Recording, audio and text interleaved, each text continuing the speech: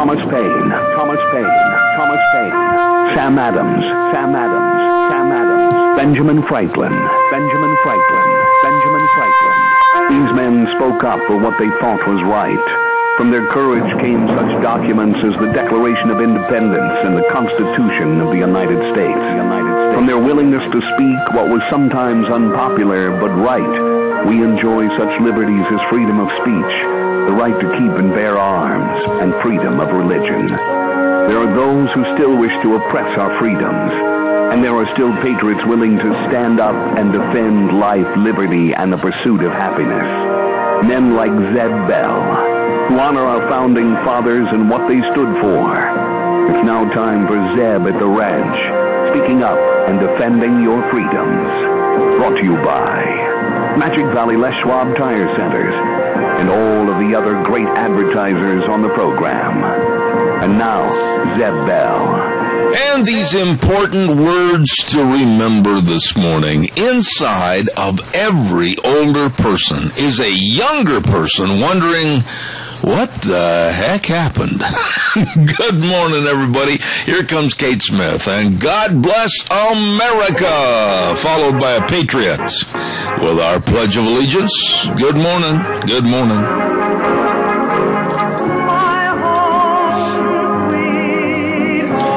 Thank you very much. There's Kate Smith. I love that voice. And God bless America. Good morning, everybody. I'm Zeb Bell at Zeb at the Ranch, brought to you by our major sponsor, your Magic Valley Les Schwab Tire Centers, all 7 locations serving you, and a great big spring tire sale going on. And also, don't forget some of our great advertisers, including Western Way Services, always at your disposal. Get on the route service today. Call them, locally owned and operated, 734-6969. And also Valleywide Home and Ranch, 910 South Oneida in Rupert.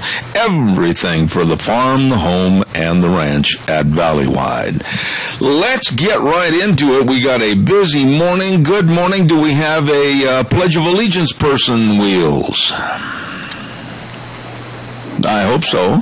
Yes, we do. All right. Plug them in. Let them on. Good morning. You're on the air. Thank you. Good morning, Zeb. Hey, my buddy Alan, how are you? Doing great. I pledge allegiance to the flag of the United States of America and to the republic for which it stands, one nation, under God, indivisible, with liberty and justice for all. Absolutely excellent. And you know, Zebber, the more I look at this world and what I see, I mean, what in the hell sense was there when all this crap is going on and nobody seems to give a damn? You know what I mean? I am, and I'm going to talk about that a little bit later on this morning, so bear with me, because we've got an attitude of just sitting back and watching the sunset. I just don't understand what's going on, but please allow me to get into that here a little bit later. Okay, and what you said when you first started the show, that's true. There's a little kid in me every time I go somewhere. I know, the way you go into restaurants and open up doors that aren't supposed to be opened. We went in the other day, and the first thing Cynthia done was put me there right in the middle of the room. Thanks, Al. No appreciate you. Okay, buddy, thanks. Have a good one. All right, hey, let's get to the weather forecast, and it's brought to you by our friends at Cheney Flooring and Home Design, 1228 Oakley Avenue in Burley. You know what's going on this week? Yep, on Friday, April 3rd, they're going to check out another girls' night out right there at Cheney Flooring and Home Design for all kinds of craft work, etc. Hey, you better get in there and call them, 678-6945, Cheney Flooring and Home Design, 1228 Oakley Avenue in Burley. Look for the blue door. Carpet, flooring, kitchen construction, everything for you at Cheney Flooring and Home Design. Here now, Michael Rogers weather. Welcome to the weather on Zeb at the Ranch, where every day is a good day and some days are just better than others. It's kind of a brand spanking new week of you, me, and weather. Got a lot of sun today, 74 for the high. And you're going to see a lot of sun all week with the exception of Thursday. There's a slight chance of snow on Thursday, going into Thursday night, coming out of it on Friday. Otherwise, enjoy the first part of the week and enjoy the weather. It's the only weather you got. You're not kidding. It's the only weather we've got. It's great weather. Hey, listen, Michael, thank you very much. Cheney Flooring and Home Design, our weather sponsor at 1228 Oakley Avenue in Burley, 678-6945. Look for the blue door. Really good, folks. We are so blessed on this program, and Deanne's doing a great job, too, as sales manager. I want to compliment her and the Wheels over at the main station doing a great job. And we've got a full slate here this morning, and I want to get right into some of the things. First of all, before we start talking about some of our topics, I want to remind you about Daryl's Cleaners, 1223 Albion Avenue in Burley. Now, the number to call is 878-8900, and they can restore a lot of items. Don't listen to a lot of your neighbors saying, "I'll throw it away." Don't do that. Take it in there, and they might be able to restore it through the dry cleaning process. And let me tell you, they can really work up a storm on your rumply crumplies and make everything look like brand spanking new. Daryl's Cleaners, the best, at 1223 Albion Avenue in Burley. You stop in and see them today. One other thing, too, that I'm really excited about. These people are so nice to work with, and that's SafeLink Internet. And 677-8000, the number to call. Tell them Zeb sent you. It's Idaho's number one choice for a wireless Internet, almost 18 years and counting. And they do so much. They've got contracts right now where no contracts, no credit checks, unlimited data, and the first month free with free installation. You better call them today. They are good. SafeLink Internet, 677-8000, serving you. It's set for next weekend and the Final Four. And I didn't really want it to work out this way because I think it's going to be a rough road to hoe. I picked three. I know that sounds bad. It sounds bad, but I did, if you'll remember, pick Duke, Wisconsin. No, I did. I picked Duke, Wisconsin, and Kentucky for the Final Four. I did not know or even have an inkling that Michigan State would get in there. I'm surprised. So here are the Final Four games. It will be Michigan State versus Duke, and here's one, Wisconsin versus undefeated Kentucky. However, I honestly think that Wisconsin can beat Kentucky. I've watched Wisconsin play a lot this year, as I have Kentucky. And you go ahead and snicker, laugh, and everything else, but I'll tell you what, I think Wisconsin can, if they play the game right and play it smart and really get those tall trees of Kentucky tired, they can win that game. Calls are welcome, 436-2244, 1-866-927-4587. Don't forget light bulbs. Light bulbs. Go to the light. Ramsey Heating and Electric at 2600 Overland Avenue in Burley. Telephone number to call in case you want to hurry in and hurry out. They'll have your order waiting for you. 678-0459. 678-0459. Open 7:30 to 5, Monday through Friday. And all your fuses, cords, everything you need for wiring and repairing or heating, you name it, at Ramsey Heating and Electric in Burley, where they provide warm winters and cool summers. Real quick, too, Valleywide Home and Ranch. Holy buckets. Now, listen, if you have an association card. Now listen to me carefully on this because it saves you money. If you belong to the National High School Rodeo Association, Intercollegiate Rodeo, one of the other rodeo associations within the Intermountain West, or the PRCA, Professional Rodeo Cowboys Association, you can save money. Get 10% off on your tack and needs at Valleywide Home and Ranch, 910 South Oneida in Rupert. And by the way, all the 4-H'ers, you get a discount too on your feed needs and everything because they really support 4-H. They really have and always will. Valleywide Home and Ranch with Sean and Mandy, the whole crew at 910 South Oneida in Rupert. You stop in and see those good folks at Valleywide today. Did you hear? And a little bit later on this morning with Frosty Woldridge, we're going to be talking about this in depth. But it just shows, and Al was right. Al Butler was right just a few moments ago. I don't want to start Monday off with doom and gloom and everything is going to heck in a handbasket, but when you think about it, really, what are we doing to stop it? What are people doing to stop it? We're looking at a situation that we're going to be talking about later on this morning at 9:30 with Kelly Fedoruk with the Alliance Defending Freedom Attorneys, where the gays and lesbians and transgenders have so much power in this world now, to where they're making dictates to the city of Indianapolis.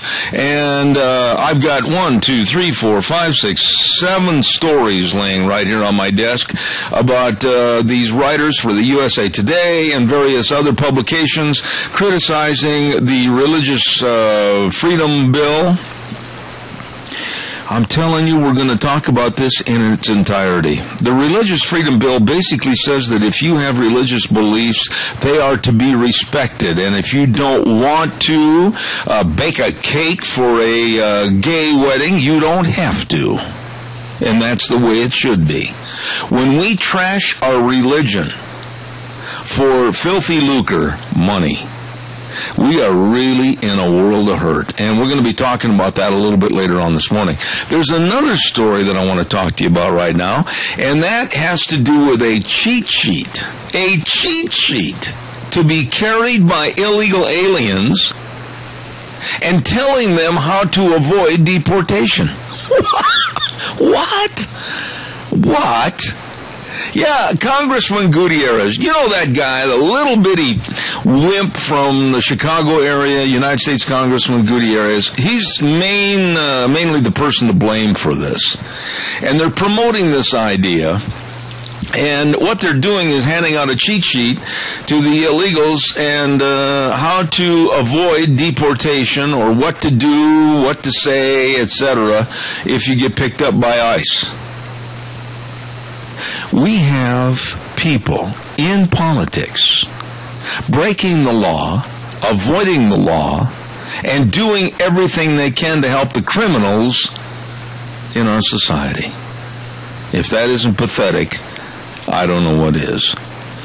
Calls are welcome, 436-2244, 1-866-927-4587. Denny's Restaurant, I'm going to be talking a lot about them the next couple of days, and I'll tell you why in just a moment. Denny's Restaurant, 611 Oberlin in Burley. Oh, it is so good. Breakfast, lunch, and dinner. Great people, and all your friends are there. You're going to love it. You can build your own Grand Slam breakfast. Oh, my goodness, you better get on in there. It is the home of Zeb's Lunch Bunch, and we have been so well treated at Denny's Restaurant with Thomas and the crew, Thomas and Terry, everybody. 611 Overland in Burley, and the new location that's going to have a grand opening we're going to tell you about in just a few minutes at 291 Pole Line Road in Twin Falls. Denny's Restaurant, absolutely the best. Also, our thanks go out to Barry Equipment and Rental. Hello, Eli, old Packer backer. He's one of my Green Bay friends. And Nick and the whole crew, Barry Equipment and Rental, South Lincoln and Jerome, and Addison Avenue West in Twin Falls, and 159 West Highway 30 in Burley. Oh, my. Oh, they got all the Coyote tractors, all the Walker mowers. I mowed my lawn for the first time this weekend. I did. And they got all the Bobcat compact equipment and the big Doosan loaders and excavators. Hey, get ready for spring. If you're not already, you better stop into Barry's Equipment and Rental. South Lincoln and Jerome, Addison Avenue West in Twin Falls, and 159 West Highway 30 in Burley. They are the best. All right, calls are welcome, 436-2244, 1-866-927-4587. Did you hear that Hillary's campaign, you see, she hasn't come out formally and announced that she's going to be running for president. She's trying to be so coy. She's trying to be so evasive. She's trying to milk the press for this whole thing. I'm telling you, this little lady is just absolutely a wizard at getting people tied around her finger. Yes. They're telling the media, this came out last Friday on a slow news day, they're telling the media that if Hillary runs for president, certain words and phrases that Hillary Clinton, considers to be sexist are not to be used in news stories about her when she runs for president. What? I'm not kidding you. I sat here and I listened to that story and I thought, what is she, Queen of the May? Is she now a dictator that hasn't even announced she's going to be running for president? And she's telling the news media what words and phrases are acceptable to her for news stories that are going to write about her. What kind of a prima donna princess is she? A very powerful one. And the Clintons have the news media tied around their fingers. Certain words, and it really surprised me on some of these words that they can't use. You are not supposed to use certain words like polarizing or disingenuous or a phrase like out of touch, or another word of ambitious. They don't want anything used that might be considered sexist of maybe the GOP male counterpart going against Hillary. They want it to be kind of a bland approach to the news stories that they're going to... This is absolutely insane. This election is going to be a mess. Now, these are all ifs right now. But if Hillary runs, and you have a news media that's going to kowtow to her and make sure that she is not offended, and make sure that they don't write anything unless she approves of it, my gosh, this country is in the toilet. Oh, my goodness. You know, I feel sorry, and I mean this, and I'd like your response on this. Come on, give me a call.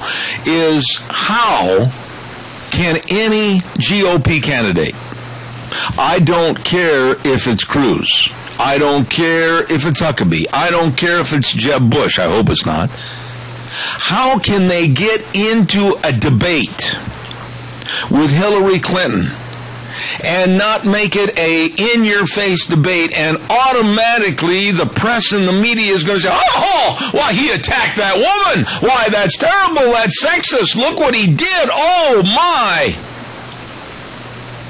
How do you win?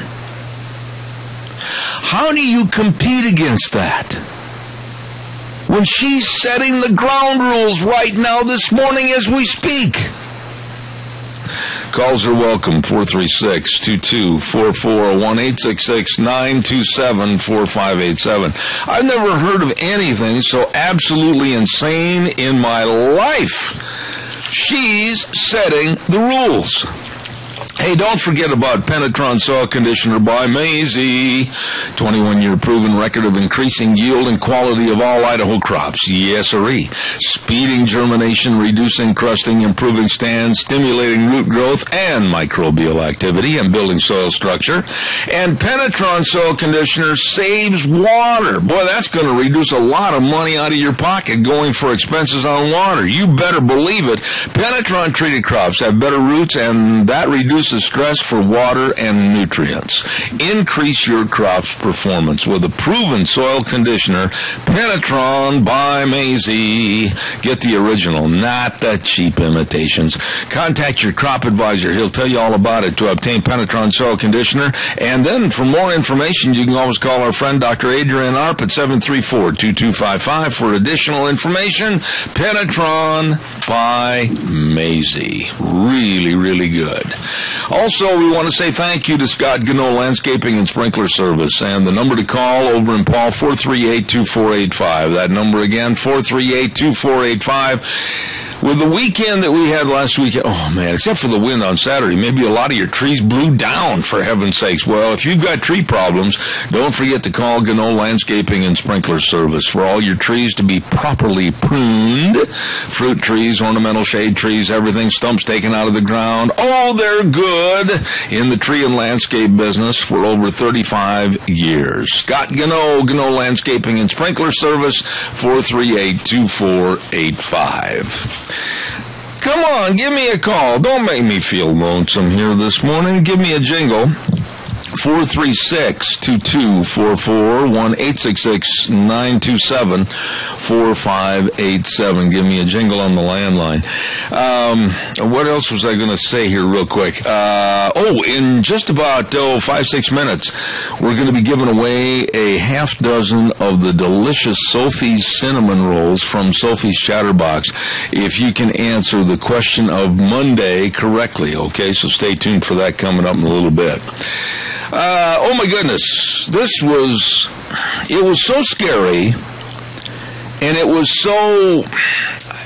moved me. It really moved me when I saw this video, because I've got grandsons that are this age, and I don't know if you saw the video or not, of 9 and 10-year-old boys carrying AK-47s and marching prisoners to a established area, and then the ISIS degenerates beheaded them. Little boys, 9 and 10 years of age, marching the prisoners to a death site. And ISIS holding these terrible-looking knives and then slicing off their heads. Yes, the world is going to you-know-where. I'm beside myself just worrying about what's happening, not only in other countries, be it Yemen or be it Iraq or Syria, but also right here. Right here in this country. I am so worried that we are now so blasé, so naive, that we could be taken over in a heartbeat underneath the lack of leadership that's being displayed by the Obama administration. How absolutely pathetic. Calls are welcome, 436-2244, 1-866-927-4587. I want to remind you about Denny's Restaurant again. I told you that they're having a grand opening for their new store, their new restaurant on 291 Pole Line Road in Twin. It's going to be Thursday, April 2nd this week, all day long. You better get over there. They're going to have drawings for free meals every hour. They're going to have 20% off meals from 9 a.m. to 11 a.m. They're going to have a big ribbon-cutting ceremony in Twin by the Chamber of Commerce at 10 o'clock. Thomas hit another home run with another Denny's Restaurant in Twin Falls, 291 Pole Line Road in Twin. You stop over and say howdy to those good folks this week. Absolutely. I just absolutely consider them good friends, and boy, they've treated us awful good with Zeb's Lunch Bunch. We appreciate it.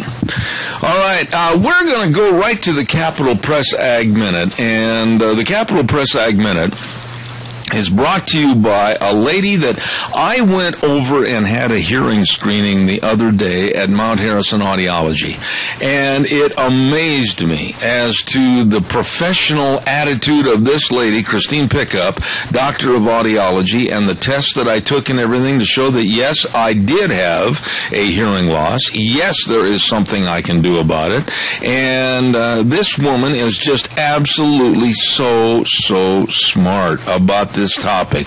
Please, I urge you to give her a call at 312-0957. Mount Harrison Audiology and Hearing Aids. Please remember, hearing loss is not a part of aging. It's not an age problem, and it's not normal. So please call her today, and don't be sitting there going, what? What did he say, Martha? No, this lady can help you. Christine Pickup, Doctor of Audiology, Mount Harrison Audiology and Hearing Aids, right behind the emergency emergency room at Minidoka Hospital, 312-0957. Here now, the Capital Press Ag Minute. Today's Ag Minute brought to you by the Capital Press, the West Ag Weekly. Congress will apparently wait for a World Trade Organization decision on the U.S. controversial meat labeling rule before considering legislation to stem potential retaliations from Canada and Mexico. The effects of a punitive tariff that could be slapped on major Western commodities later this year were examined during a hearing by the House Agriculture Committee's Livestock and Foreign Agriculture Subcommittee. However, no bill has been introduced to either change or repeal the labeling regulation. Insiders say lawmakers don't want to undermine U.S. Trade Representative Michael Froman's appeal of the WTO's October 20 ruling that the labeling rule's 2013 revision gave an unfair advantage to U.S. livestock. For the Capital Press Ag Minute, this is Brandon Tenner. For more agriculture news and information, turn to the West Ag Weekly, the Capital Press, and CapitalPress.com. All right, thank you. Brought to you by Mount Harrison Audiology. I absolutely believe in everything she's doing at Mount Harrison Audiology. Christine Pickup, Doctor of Audiology. Call her today for a hearing screening at 312-0957. Very nice lady. Hey, it's time to give away some cinnamon rolls from Sophie's Chatterbox at 530 East Street in Rupert, and the first person that calls with the correct answer will win those cinnamon rolls. And of course, don't forget Sophie's Chatterbox. Breakfast, lunch, and dinner. They're open 6 to 6 weekdays, 6 to 2 on weekends. Here is the question, and this is so easy. I shouldn't even be asking this question. You're going to get it first off. First person to call with the right answer. In a television Western series that aired back in the late 50s and 60s, Ronald Reagan, former president of the United States, was the host prior to becoming president of this television series. Name the TV series Ronald Reagan was the host of, okay? Western TV series hosted by former President Ronald Reagan. What was the name of the TV series? Give me a call at 436-2244, 1-866-927-4587. Wheels is over there to take your calls and buzz me and let me know that you're on the air. What was the name of the Western TV series hosted by former President Ronald Reagan? Give me a call, 436-2244, 1-866-927-4587. Good morning, caller. You're on the air. Hi. Hi there. What's your name? I'm Lisa Anderson. Lisa Anderson, do you think, in your heart of hearts, that you know the answer? You betcha. All right, what is it? Death Valley Day. Oh, my goodness, Lisa Anderson, you are one sharp cookie. Well, thank you. That's right. And did you ever watch it? Yeah. I did too, and you know they're running repeats on it currently on the Western TV channel, and they come on I think like at 5:30 at night, and really good TV back in those days. But Ronald Reagan, former president, was the host of Death Valley Days. Lisa, you call over to Sophie's Chatterbox and let them know when you're going to go in and get your cinnamon rolls, and oh, they're good. All righty. Thank you. You betcha. Thank you. All right. Hey, I tell you what, that's right. Death Valley Days. Lisa Anderson is the winner. Congratulations. All right, come on. Give me some calls. 436-2244, 1-866-927-4587. I'd like to hear from you. Well, I'm waiting for your phone call that I know is coming in, I hope. Don't forget Ramsey Heating and Electric offering rebates on qualified Lennox home comfort systems, whether it's a gas furnace, air conditioner, or a heat pump. You and your family will enjoy the comfort. Call Ramsey Heating and Electric, 678-0459. And with Lennox, they can save you money. Warm winters, cool summers, Ramsey Heating and Electric and Lennox. Okay, this next story is one that it just makes me want to roll up my fist, and it just makes you mad that people have to be this small. In Wichita, Kansas, and I've been there many, many times, Wichita, Kansas High School, there is a special needs student, and he is also a student that has Down syndrome. And he loves basketball. He eats, sleeps, and drinks basketball. He loves basketball. Can't get enough of it. Well, he follows the high school team, and he also plays on a special needs team at Wichita, Kansas High School. And his mom went and bought him a school jacket with the colors and everything. And she also went and bought a letter of the school, and she sewed it on his jacket so that he could be like the big guys, that win their letter playing basketball and everything. He wanted to be just like him. Well, here comes one of the do-gooder parents. And one parent, oh yes, let's go back and count them again. One parent voiced disapproval over this and said that boy with Down syndrome, a special needs student, had not put forth the effort of the other people in the school to earn a letter. So this person went to the school board and said that jacket has got to come off. He cannot wear the jacket. He cannot wear the letter. And they told the special needs boy with Down syndrome he couldn't wear the jacket. One person. But now on the other side of that coin, one person, a cheerleader for the high school cheering squad, said, this is not right.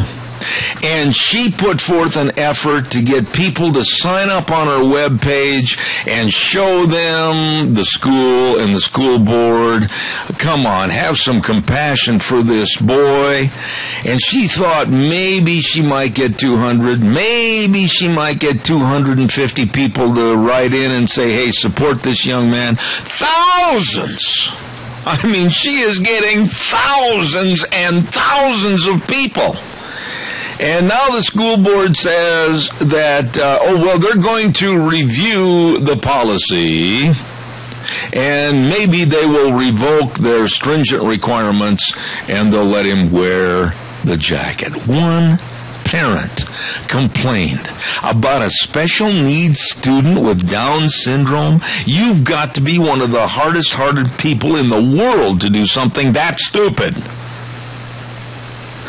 Give me a call, 436-2244, 1-866-927-4587. Please, I'd like to have your opinion. And you know what? You can say, well, it'll never happen here, it'll never happen there. You just never know.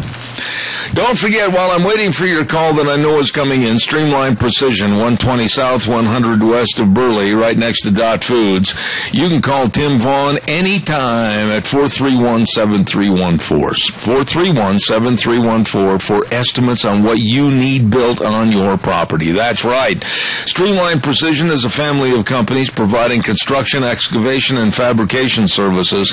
And let me tell you something. Right now, they're really busy putting on the farm storage with grain bins. You better believe it. They're an authorized dealer in Sukup, Chief, Balin, and Nucor, and they're doing a lot of trenching for pipelines and putting a lot of cement down from mangers and feed alleys, and they're building the brand new Funk Dairy right here south of me in Murtaugh. They're good. They're good. Streamline Precision, 120 South, 100 West of Burley. Call Tim today, 431-7314. The professionals building for you. You give them a call today. You know, I don't know what happened this morning. I'm starting to wonder, my goodness sakes, did everybody sleep in? Wheels is sitting over there just with his fingers ready to go right there on the broadcast and turn the phone lines on. Come on, give me a jingle. 436-2244, 1-866-927-4587. I'd love to hear from you. While we're waiting for your call that I know is coming in, Book Plaza, 222 West 11th Street in Burley with Colonel Dale. Now, we are in Easter week. Yes, we are. And I suggest that you stop into the Book Plaza for all your books, all your Precious Moments figurines, all your cards, all your craft supplies, children's books. You will never leave empty-handed from the Book Plaza at 222 West 11th Street in Burley with my dear friend Colonel Dale and all the good folks at the Book Plaza, wishing you and yours a very happy Easter. Good morning, caller. You're on the air. Good morning, Mr. Bell. How are you this fine morning? Well, for heaven's sakes, you are out of bed. Yes, I trying to get a water set up for my cows and waiting for a call from Boise. All right. Well, now listen, real fast. Your bill is going to go to the House today, right? It goes to the House today, and the public meet on it and vote on it tomorrow. All right, real quick, because I've got other calls lined up, George, all of a sudden. The number to call up there and tell them that you support the bill 1155, and it's for the Idaho Roll Call Monument to flag at half-staff, correct? Yes, the number to call is 332-1000. 332-1000. The S1155 bill. All right, George, you've got to keep me informed as to how that's going up there. Please give me a call the minute you hear anything, all right? I sure will, sir. Thank you. God bless you. 332-1000, and that's Bill 1155. Caller, good morning. You're on the air.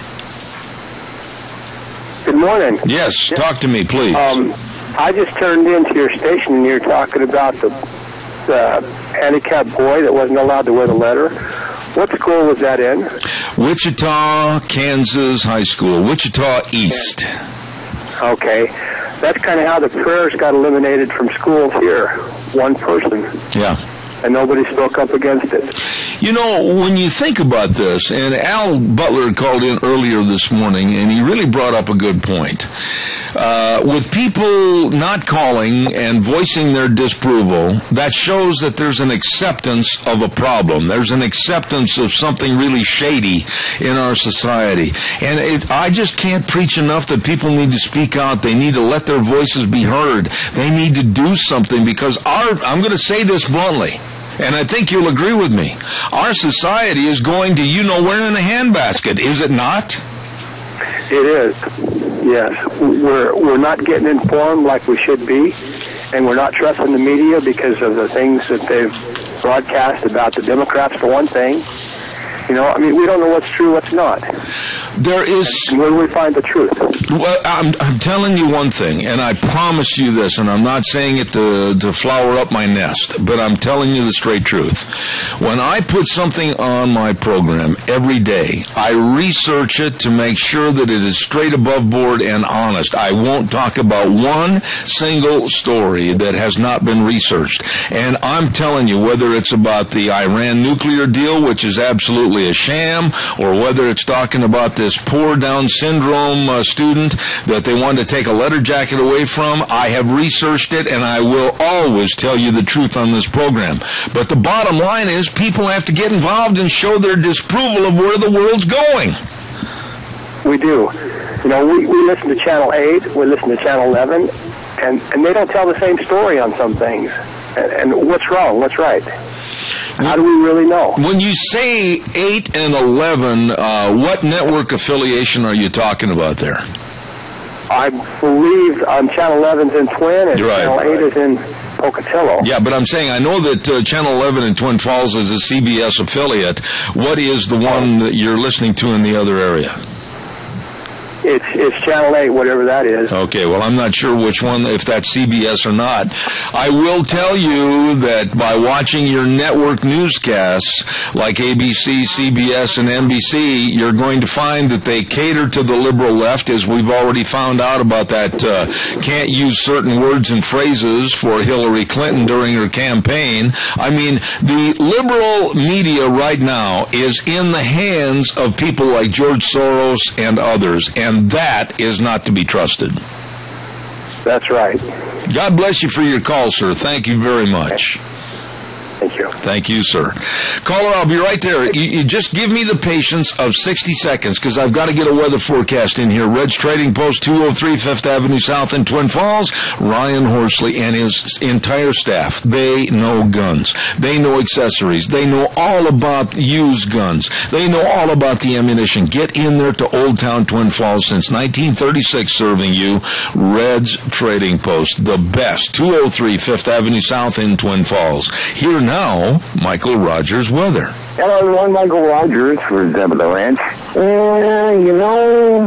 don't think it's going to happen, and we're a long way off, but there's a chance of snow on Thursday. But I'd throw that one in there because it's spring weather, and spring is a transition period between winter and summer. So I always like to say you get everything but the kitchen sink. If it snows on Thursday, you're going to get the kitchen sink.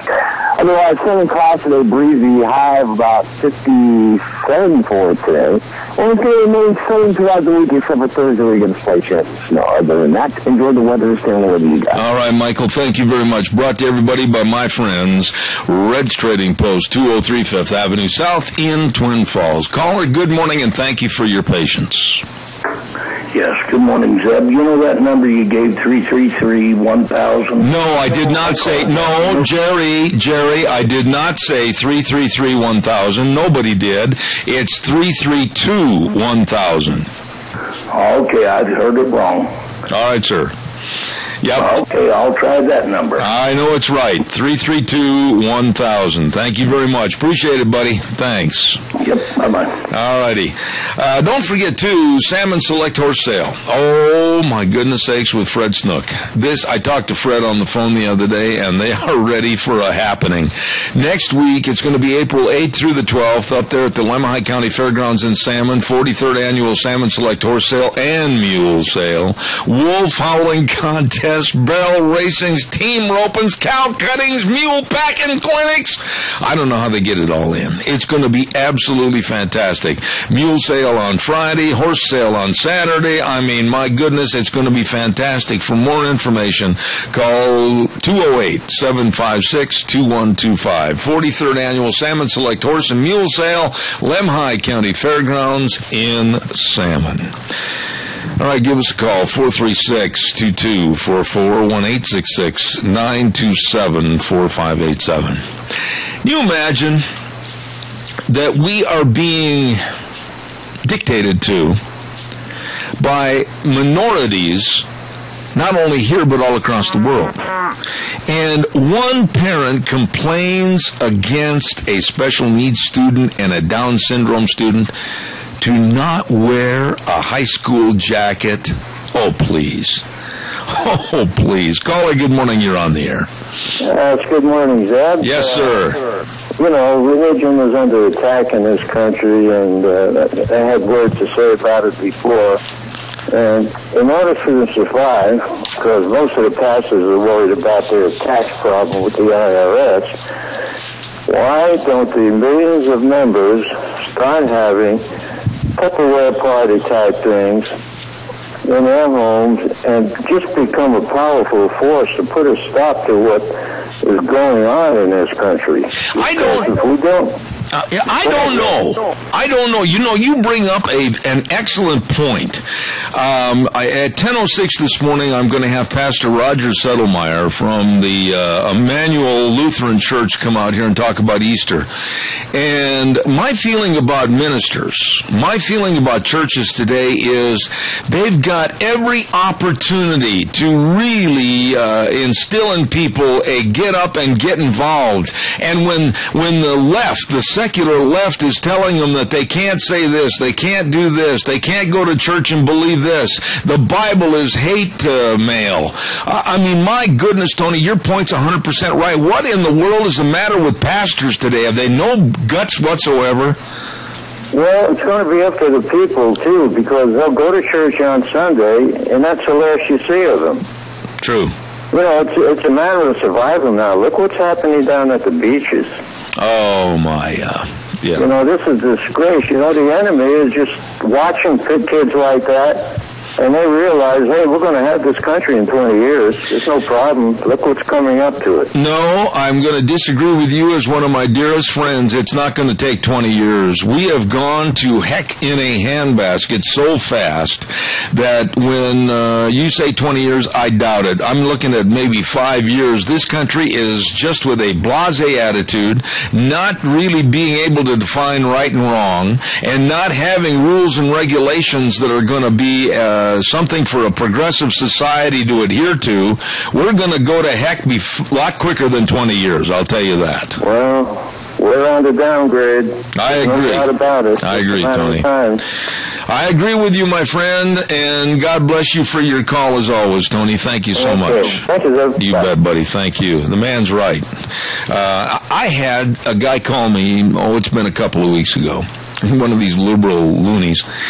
And, wow, how come we have to adhere to your rights? How come we have to adhere to your bill of goods? How come we have to go along with your rules and regulations? How come we have to go along with your morals? Because they work. And our society's got away from them. And we're just turning into a bunch of fringe lunatics. And this stomping on religion. This stomping on laws. This, like Congressman Gutierrez, providing cheat sheets for illegal aliens that have broken the law and they've crossed our borders, and giving them cheat sheets how to avoid deportation. And this man, Gutierrez, was elected as a congressman for the United States of America, and he's helping people that are illegals break the law? You tell me that we're not going to hell in a handbasket. Don't forget Minnecasia Sales with Zach and Joanne and the whole crew. These are such nice people at 1321 East Main in Burley. 1321 East Main in Burley, right across from the airport. And they've got everything. I don't know how they keep track of all their inventory, all their windows and their doors, and all their carpet, and all their vinyl and metal siding, and all their lumber. And they provide solid surface countertops, and they've got all the Tartar Farm and Ranch equipment. Whew, that's not even just a portion of it.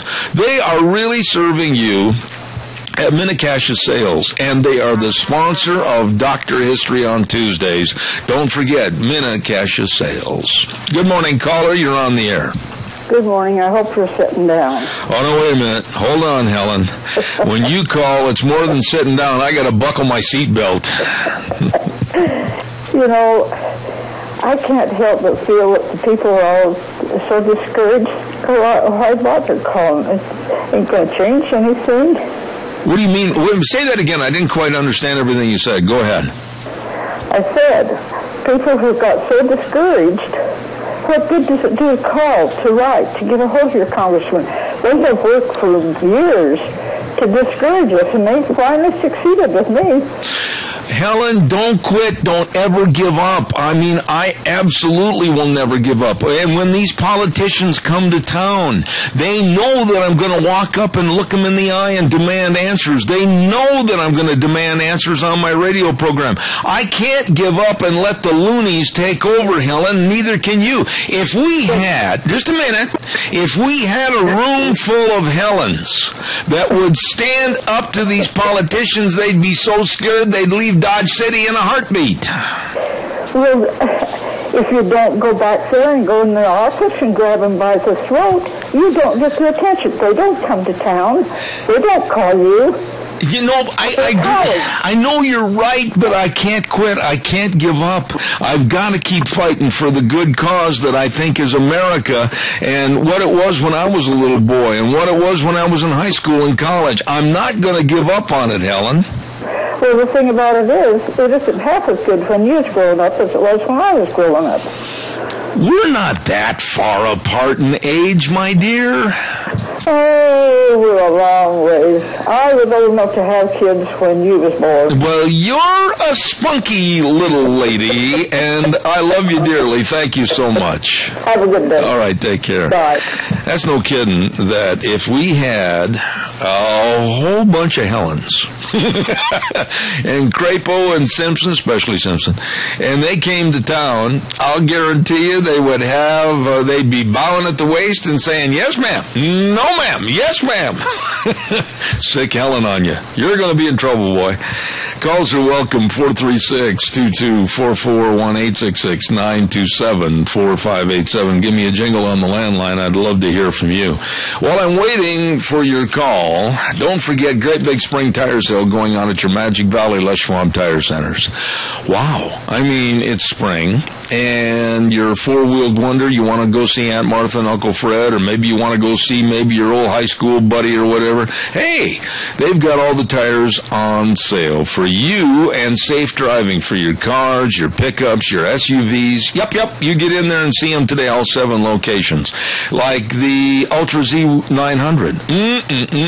All-season design, up to an 80,000-mile warranty on that tire, depending on the size. Hey, stop in because they've got convenient credit for tires and services, best tire value promise in the industry, and they're waiting to serve you with Lane and Rupert, Dave on Blue Lakes and Twin, Mike and Buell, Mike and Jerome, the Twist family in Paul, John on Pole Line in Twin Falls, and my old basketball buddy Randy on Overland in Burley. Your Magic Valley, Les Schwab Tire Centers. All right. Your turn, 436-2244, 1-866-927-4587. Now, one last story here real quick. Tomorrow, supposedly, our government, with the likes of John Kerry, oh boy, are to finalize an Iranian nuclear deal. And I was listening this morning on the news, and former intelligence chief Michael Flynn said, wait a minute. This is a guy that used to be a former intel chief for Obama. And he said, wait a minute, step back. Take a look at what you're agreeing to, Obama and Kerry. And if it's not a good deal for us and our ally Israel and the rest of the world, don't do it. And this Michael Flynn said, wait a minute. All Obama is doing is really pushing for any kind of a deal so that he can say he had this deal in his legacy. Obama is selling the United States down the river. I'm going to be blunt enough and just say it. This man is either naive or such an amateur or just plain stupid that the deal that's made over there, I hope, is really scrutinized. Caller, real quick. I've only got 30 seconds. Fast. Okay, I don't think that tree is going to be worth a damn for anybody, and I'm just afraid the way Kerry's going at it in the United States and Obama, that Israel is going to take matters into their hands to protect themselves and the rest of the world, and they're going to take that facility out. I tell you what, and who is to blame them for protecting themselves? Mr. Obama. Al, God bless you, sir. I got to run to the news. Thank you so much. Thank you. I'll be back in 6 minutes. Wheel's going to take us to CBS News. I'll see you in 6.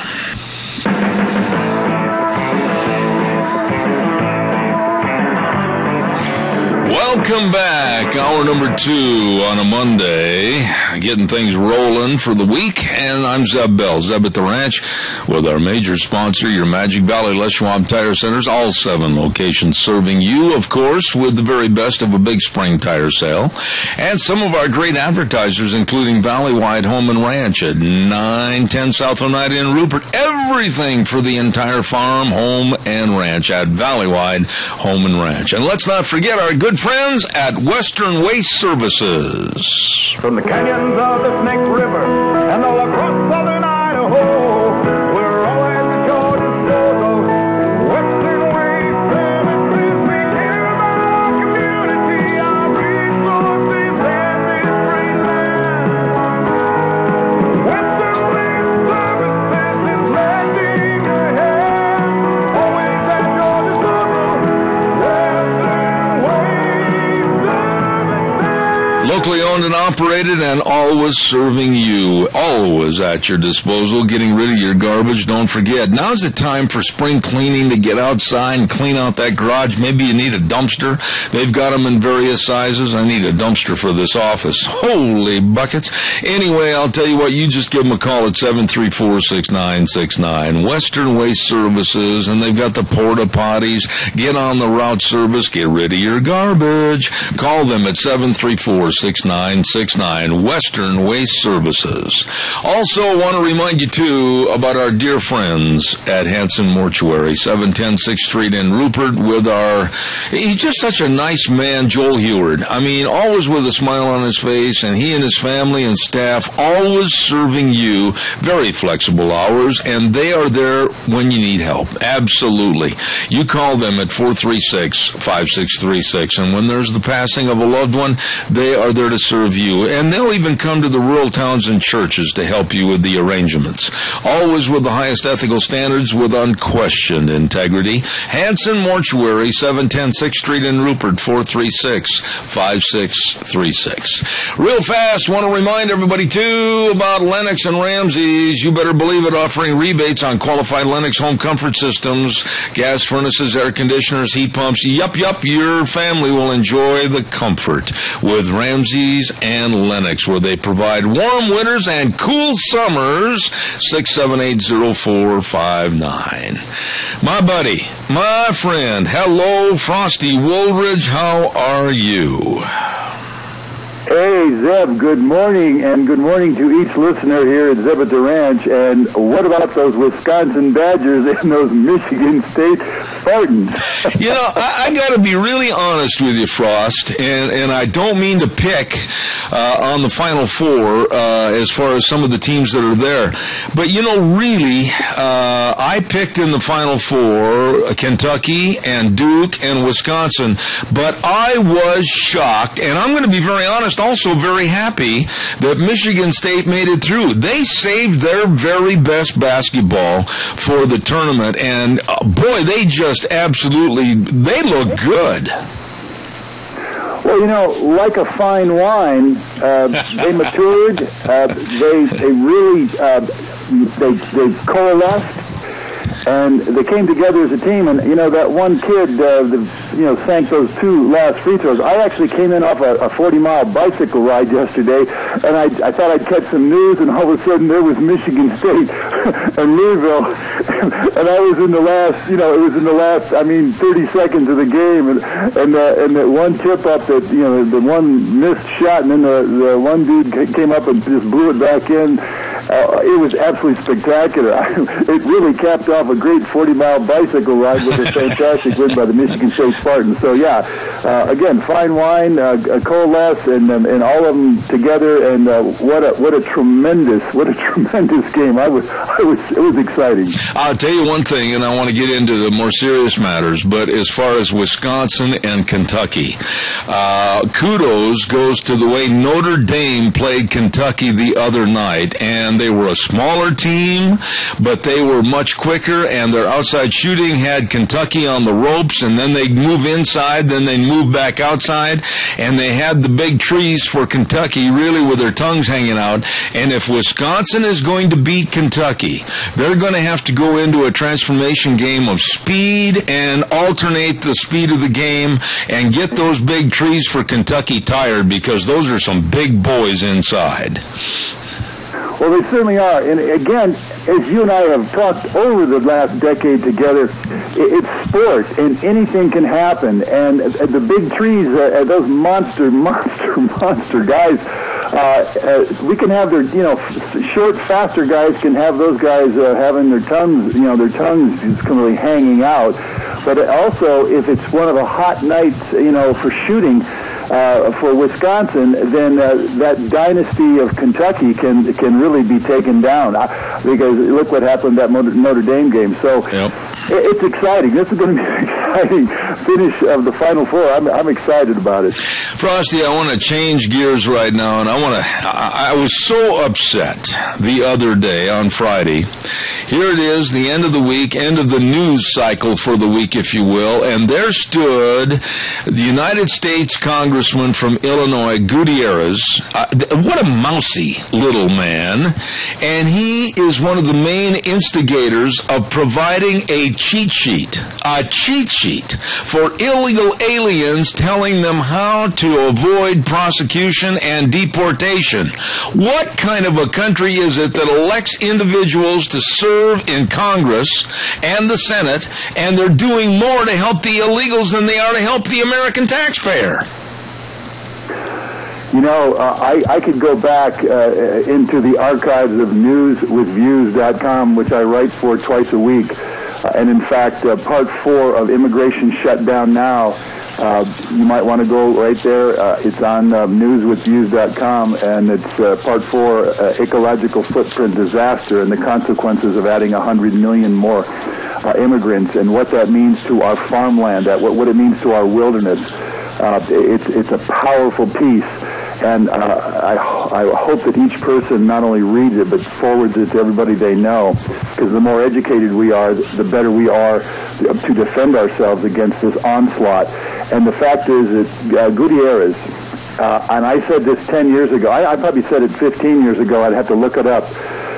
I said the more we have Mexicans come into this country, and the more we have the barrios, invade places like Houston, like Dallas, like San Antonio. I mean, the whole state of Texas is turning into a Mexican state. The same thing in Arizona, certainly the same thing in Southern California. As they continue to infiltrate the American political system, not only with anchor babies that grow up and become obviously American citizens, they then have more and more people will continue to infiltrate into the governance. Joe Baca out of California, he's just like Gutierrez, but he's from California. And so you're seeing all of this happen, and guys like Gutierrez, they make no bones about it. They are not Americans. They are Mexican, and they love Mexico, and they want to see more of Mexico in America.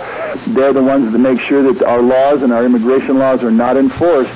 And so the fact is, he now literally owns his little part of the world there in Chicago, in Illinois, because there are 2 million illegal aliens inhabiting greater Illinois and concentrated right there in Chicago. 2 million. And you can check that with the Center for Immigration Reform, Center for Immigration Studies, .org, or fairus.org, and you can also check with capsweb.org. These numbers are real, and they're verifiable, and that's why Gutierrez gets to do exactly what he's doing, and that's why he's doing it. He is an American with a Mexican bent, and he's going to completely and totally continue to follow that and do everything he can to get more Mexicans into this country. Frosty, earlier this morning when I signed on, one of my dearest friends called in, and he said, Zeb, it's just to the point where I'm ready to give up, because the common sense and people standing up for what's right and wrong, and our government standing up for what's right and wrong, it seems like nobody cares anymore. And there's a lot of truth to that, because you look at the American public and the acceptance of filth and sleaze and low morals and no rules, no regulations, not abiding the laws. I mean, what kind of a society are we going in? I'm not going to give up, and I know you're not going to give up, but the American public is kind of reaching a point to where they're sitting back going, holy smokes, I'm sick and tired of beating my head against the wall. What can we do? Well, let me just give you this quote from my part 3 of the Immigration Shutdown Now. And Jenny Goldie and Mark O'Connor succinctly articulated that point. They said, and I quote, "You cannot maintain first world living standards with third world population growth," unquote. If you look at that quote, it is a powerful quote, because you're looking at third world cultures degrade and ultimately destroy first world cultures. And so if you look at Paris, France, or Amsterdam, Holland right now is now known in Europe as the armpit of the world. Mm-hmm. And why is that?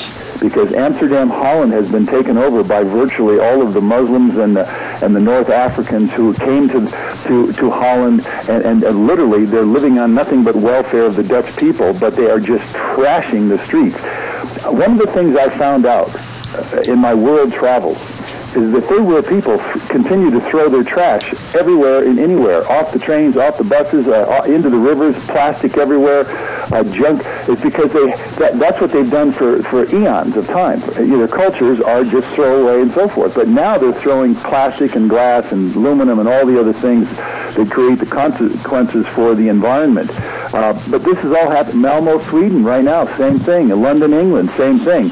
So as these third world immigrants continue to come into these countries, just as Jenny Goldie and Mark O'Connor said, you cannot maintain first world living standards with third world population growth because the illiteracy rates grow beyond solving, the cultural traits grow beyond solving, and that's why I'm writing this incredible, this series, Immigration Shutdown Now. I'm calling for a shutdown of all immigration into this country, and I hope it gets national attention, because otherwise, you're right. The only reason I keep doing this and you keep doing this is because my dad and my mom gave me the courage to stand up and speak out, and I will not let loose. I've got a dog in this hunt. I got two boys. I got future generations of Americans. So I'm one of those Paul Revere's of the 21st century, and I will not let loose. I am going to fight right alongside you, and we are going to educate the American people as to what they face. And here's the game plan for the liberal left, the loonies, and it's working, unfortunately.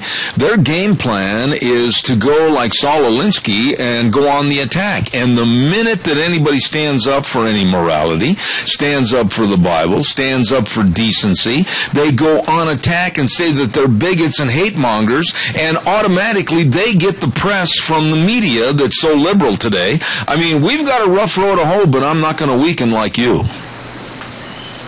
Exactly, and I want everyone to understand the definition of the slogan, Immigration Shutdown Now. Paul Streitz in Connecticut helped me with this. He has a website. You can go right to the website and you can pick up all of the buttons and so forth, and it's just called cafepress.com, CAFEPRESS.com, cafepress.com. And he's created the buttons and the T-shirts and everything else under the sun. But here's the definition of Immigration Shutdown Now. Means the American people want all legal immigration dropped to less than 20,000 annually, with compatible immigrants that fit our ethos and want to become Americans, and only those who benefit our country and or they marry an American and speak English. That means we want all illegal immigration stopped by arresting, prosecuting, and jailing employers of illegal aliens, and we deport all illegal aliens by taking their jobs away and as we catch them, and then prosecute them and deport them. We want English mandated as our national language. We demand a cessation of Muslim immigration in order to protect our culture, language, and way of life. We can't save the world, but we can destroy our civilization. We demand a stable population that allows everyone to live, work, and thrive into the 21st century, especially our children, unquote. Absolutely. I want to shift gears if I can a little bit, Frosty. There is another situation that is extremely scary. I know you as a journalist and as a writer and a man that thinks and cares about America. You followed this story. I am really concerned and quite frankly scared about Obama and Kerry and Iran and a nuclear agreement and under the table, behind closed doors, smoke-filled rooms. I don't trust anything that's being done on this supposed deal, and tomorrow something's got to be done, and I think they're going to haphazardly do something that the American public doesn't know about or appreciate. We're in trouble. We're in deep trouble. You have to understand this. Barack Obama is an undeclared Muslim. In other words, he's pretending to be a Christian, but he is definitely a Muslim. That has been shown in all of his actions, that the way he holds his number one, his finger up, that's the Islamic sign for a victory. He's done it. He's shown it. He's done it. It's been proven. He's been on videotape saying his Muslim faith, Islamic Muslim faith. I mean, the guy gets to lie because that's part of the Koran. The Koran states, and I read it in the Koran myself, that you get to lie all you want to further the Islamic agenda. And so here we have a Muslim in the White House. He got to lie to get into the White House, and he's now lying further, and his ultimate agenda is to destroy anything and everything about Israel, because Israel has to do with the Jewish people. It has to do with freedom and rights and women's rights and everything that the Muslim religion does not tolerate. You better believe it. And of course, because Barack Obama owns the purse strings, John Kerry has to dance to those purse strings, and so something is definitely going to become very bad that's going to come out of that Iran deal that they're brokering right now. Yeah. One final thought here this morning I want to talk about a little bit is, and again, I sit back in amazement for a person that has never done anything. Honestly, her record is absolutely shot full of holes like Swiss cheese. She really, her list of accomplishments would fit on the size of a pin, and then you'd still have room to probably type up the Gettysburg Address. Hillary is getting all the media. Hillary's getting all the hype as the anointed queen that will be president, and this woman is a no-brainer. This woman is absolutely detestable, and now they're even coming out and saying that if she's nominated, there are certain words and phrases that she has said the media can't use in news stories because they would be sexist against her. Since when does she get the right of taking away our free speech? Again, you're seeing newspeak, and George Orwell talked about it in his book 1984. And it's very simple and it's very easy to continue a lie. Tell a lie enough times and it becomes the truth. And so what you're seeing is essentially a brainwashing by the mainstream media in order to further the agenda of the liberals, and certainly further the agenda. And it's amazing. She will obviously never have to answer to the Benghazi cover-up or the Benghazi incompetency. I mean, anybody with a room temperature IQ would have either gotten those people out of Benghazi, or they would have had, a battalion of troops get it. Well, at least a couple of companies to come in there and defend the consulate. And so forth and so on, but that's not happening. But when you look at the Fast and Furious, and you look at the Supreme Court stuff going on, and you look at all this background stuff that Barack Obama has been doing in the last 6+ years now, I'm just praying, honest to gosh, I'm praying that the next 1 year and 7 months passes as quickly as possible to get this guy named Barack Hussein, Barry Soetoro guy out of our country, out of our White House, and out of our governance, because he's no question, he's doing so much damage. And if she gets to get in again in the White House, she's going to do even more damage. Yeah, there you go. Right there, though. I mean, we can't replace Obama with more idiocy, incompetency, and, quite frankly, an agenda. This woman is absolutely, there's reasons why the Clintons want the power. There's reasons why Hillary will do anything and say anything to become the president. And there are reasons why big money people like George Soros and Spires and the rest of them want to support that kind of a person with big, huge checks to help support and promote their ideas. They want control of America. They want to treat us like peons, and they want to take over what our Constitution has given us as freedoms and values. I agree with everything you said, but I'm going to remain firm, Frosty. I don't trust anybody on the left today.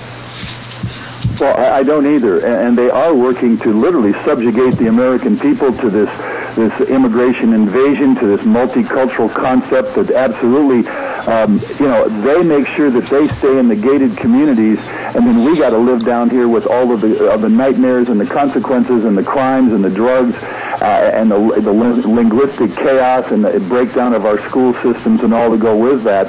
And so what we're having, or what we're seeing, is this country is evolving into an oligarchy, essentially, and it's a paid-off oligarchy, because the ones that have all the money have all the media, so they can slant everything, and that's why the American people, and of course you got to remember, 48 million Americans on food stamps, of millions and millions, tens of millions on Section 8 housing. There's a lot of people just riding the welfare rolls, and the liberals, that's the Democrats, folks, the socialists, that's what a liberal is, that's what a Democrat is a socialist. Give away your money to those who don't do diddly squat to earn their own keep and their own personal accountability and their own personal responsibility.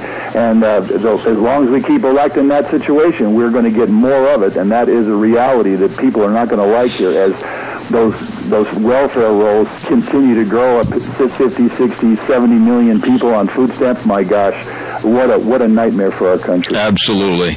Well, okay, I got to wrap it up, and I'm just going to say this. I've got about 30 seconds left. It could work out. It could. That next Monday on this program, you, as green and white from the Spartans of Michigan State, could be facing the red and white of Wisconsin. Oh, contraire, what a fight it will be. You know, and it will be so exciting, the Big Ten dominating the hoops of America here in this March Madness of 2015. I'm excited. I'm excited for certainly for Wisconsin Badgers and the Michigan State Spartans, and you can feel the excitement in my voice. And hey, whatever it's going to be, it's going to be, but it's going to be thrilling. All right. God bless you, Frosty. See you next Monday morning. Appreciate it. Thank you, Zeb. All right, buddy. Thank you. Dear friend of mine right there, Frosty Woldridge of Golden, Colorado. Ears or, yeah, there we go. It's all over now. Got that taken care of. Let's see. We got to do some commercials real fast, and then we'll have our next guest get on the program. Want to remind you there is going to be fun times going on at Denny's Restaurant. New location in Twin Falls this week. Oh, my goodness. They've got a brand new Denny's Restaurant at 291 Pole Line Road in Twin Falls. Thomas and his partners are going to have a grand opening on this Thursday, April 2nd, all day long. They're going to have all kinds of great food items. They're going to have drawing for a free meal every hour. They're going to have 20% off meals, 9 a.m. to 11 a.m. Oh, and a big ribbon cutting by the Chamber of Commerce at 10 a.m. in Twin. Denny's Restaurant, Twin Falls, 291 Pole Line Road. Get in there and help them celebrate. Also, I want to remind you real quick about our friends, boom, boom, at Let's Ride, Highway 24, over between Rupert and Heyburn. Oh, man, these are such nice folks. Nick and the whole crew, I really appreciate them. And I want to stress to you, 0% interest up to 5 years on all the 2014 Kawasaki's. And they've got the Can-Am ATV side-by-sides, rebates for this year, 2015. And by the way, too, Snow Check. I've got to tell you that we're only a couple of days away from the end of Snow Check.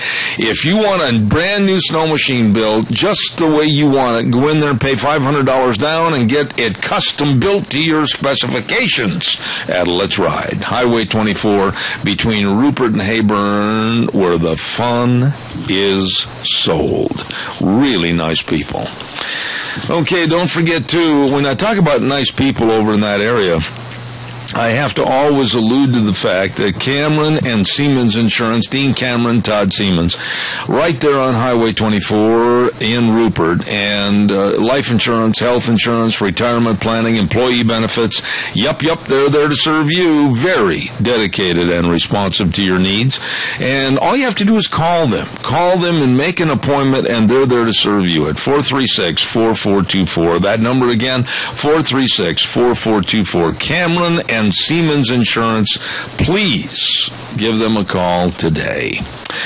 Let me see, what else have I got? Oh, and George Mass mentioned, and it's still not too late to call up there, 332-1000 up at the state capitol, and tell them your support for bill number 1155, which would allow the United States flag to be flown at half-staff on the Idaho Roll Call Memorial Monument that pays tribute to our fallen Idaho soldiers. Please call 332-1000, 332-1000, okay? By the way, too, I want to remind you about Streamline Precision.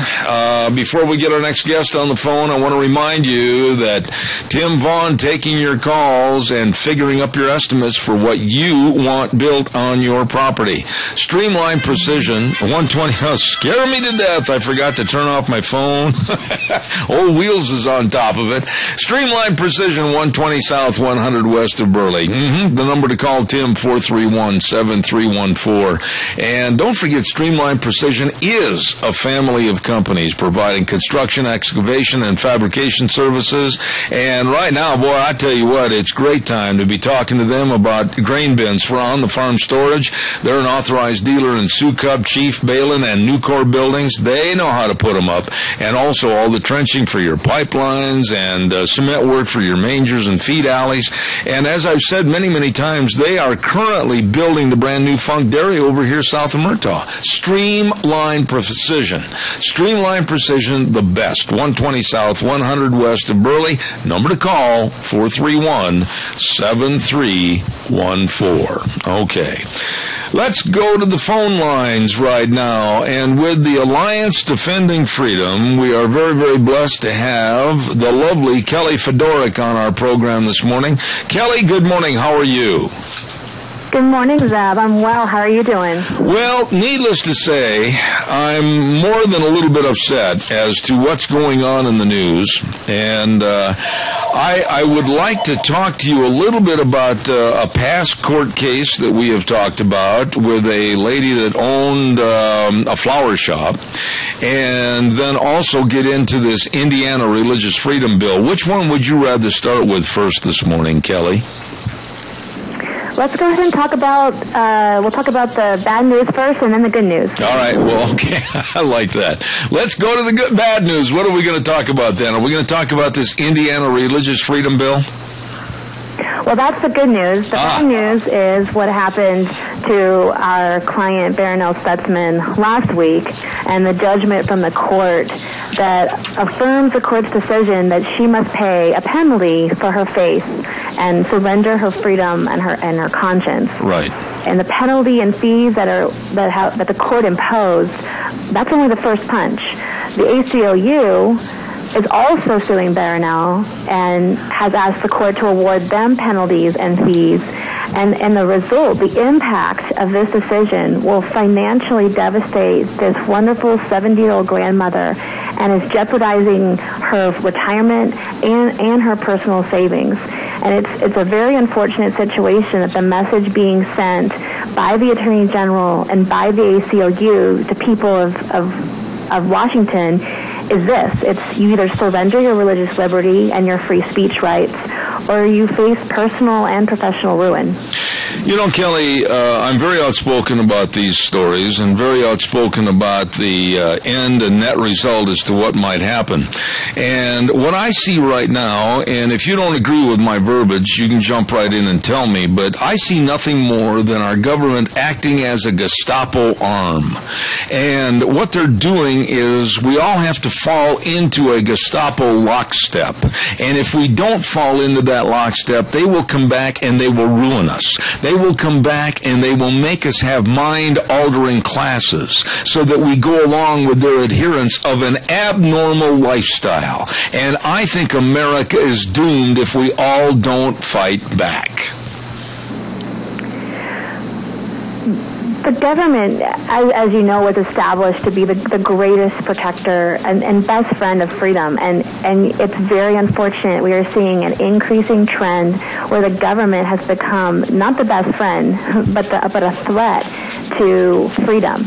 And we're seeing a case in point in Washington State where the Attorney General has decided to go after this woman for simply trying to live her life according to her faith. Here's a woman who has served everyone for years, regardless of whether they identify as gay or not. She has employed all people, served all people.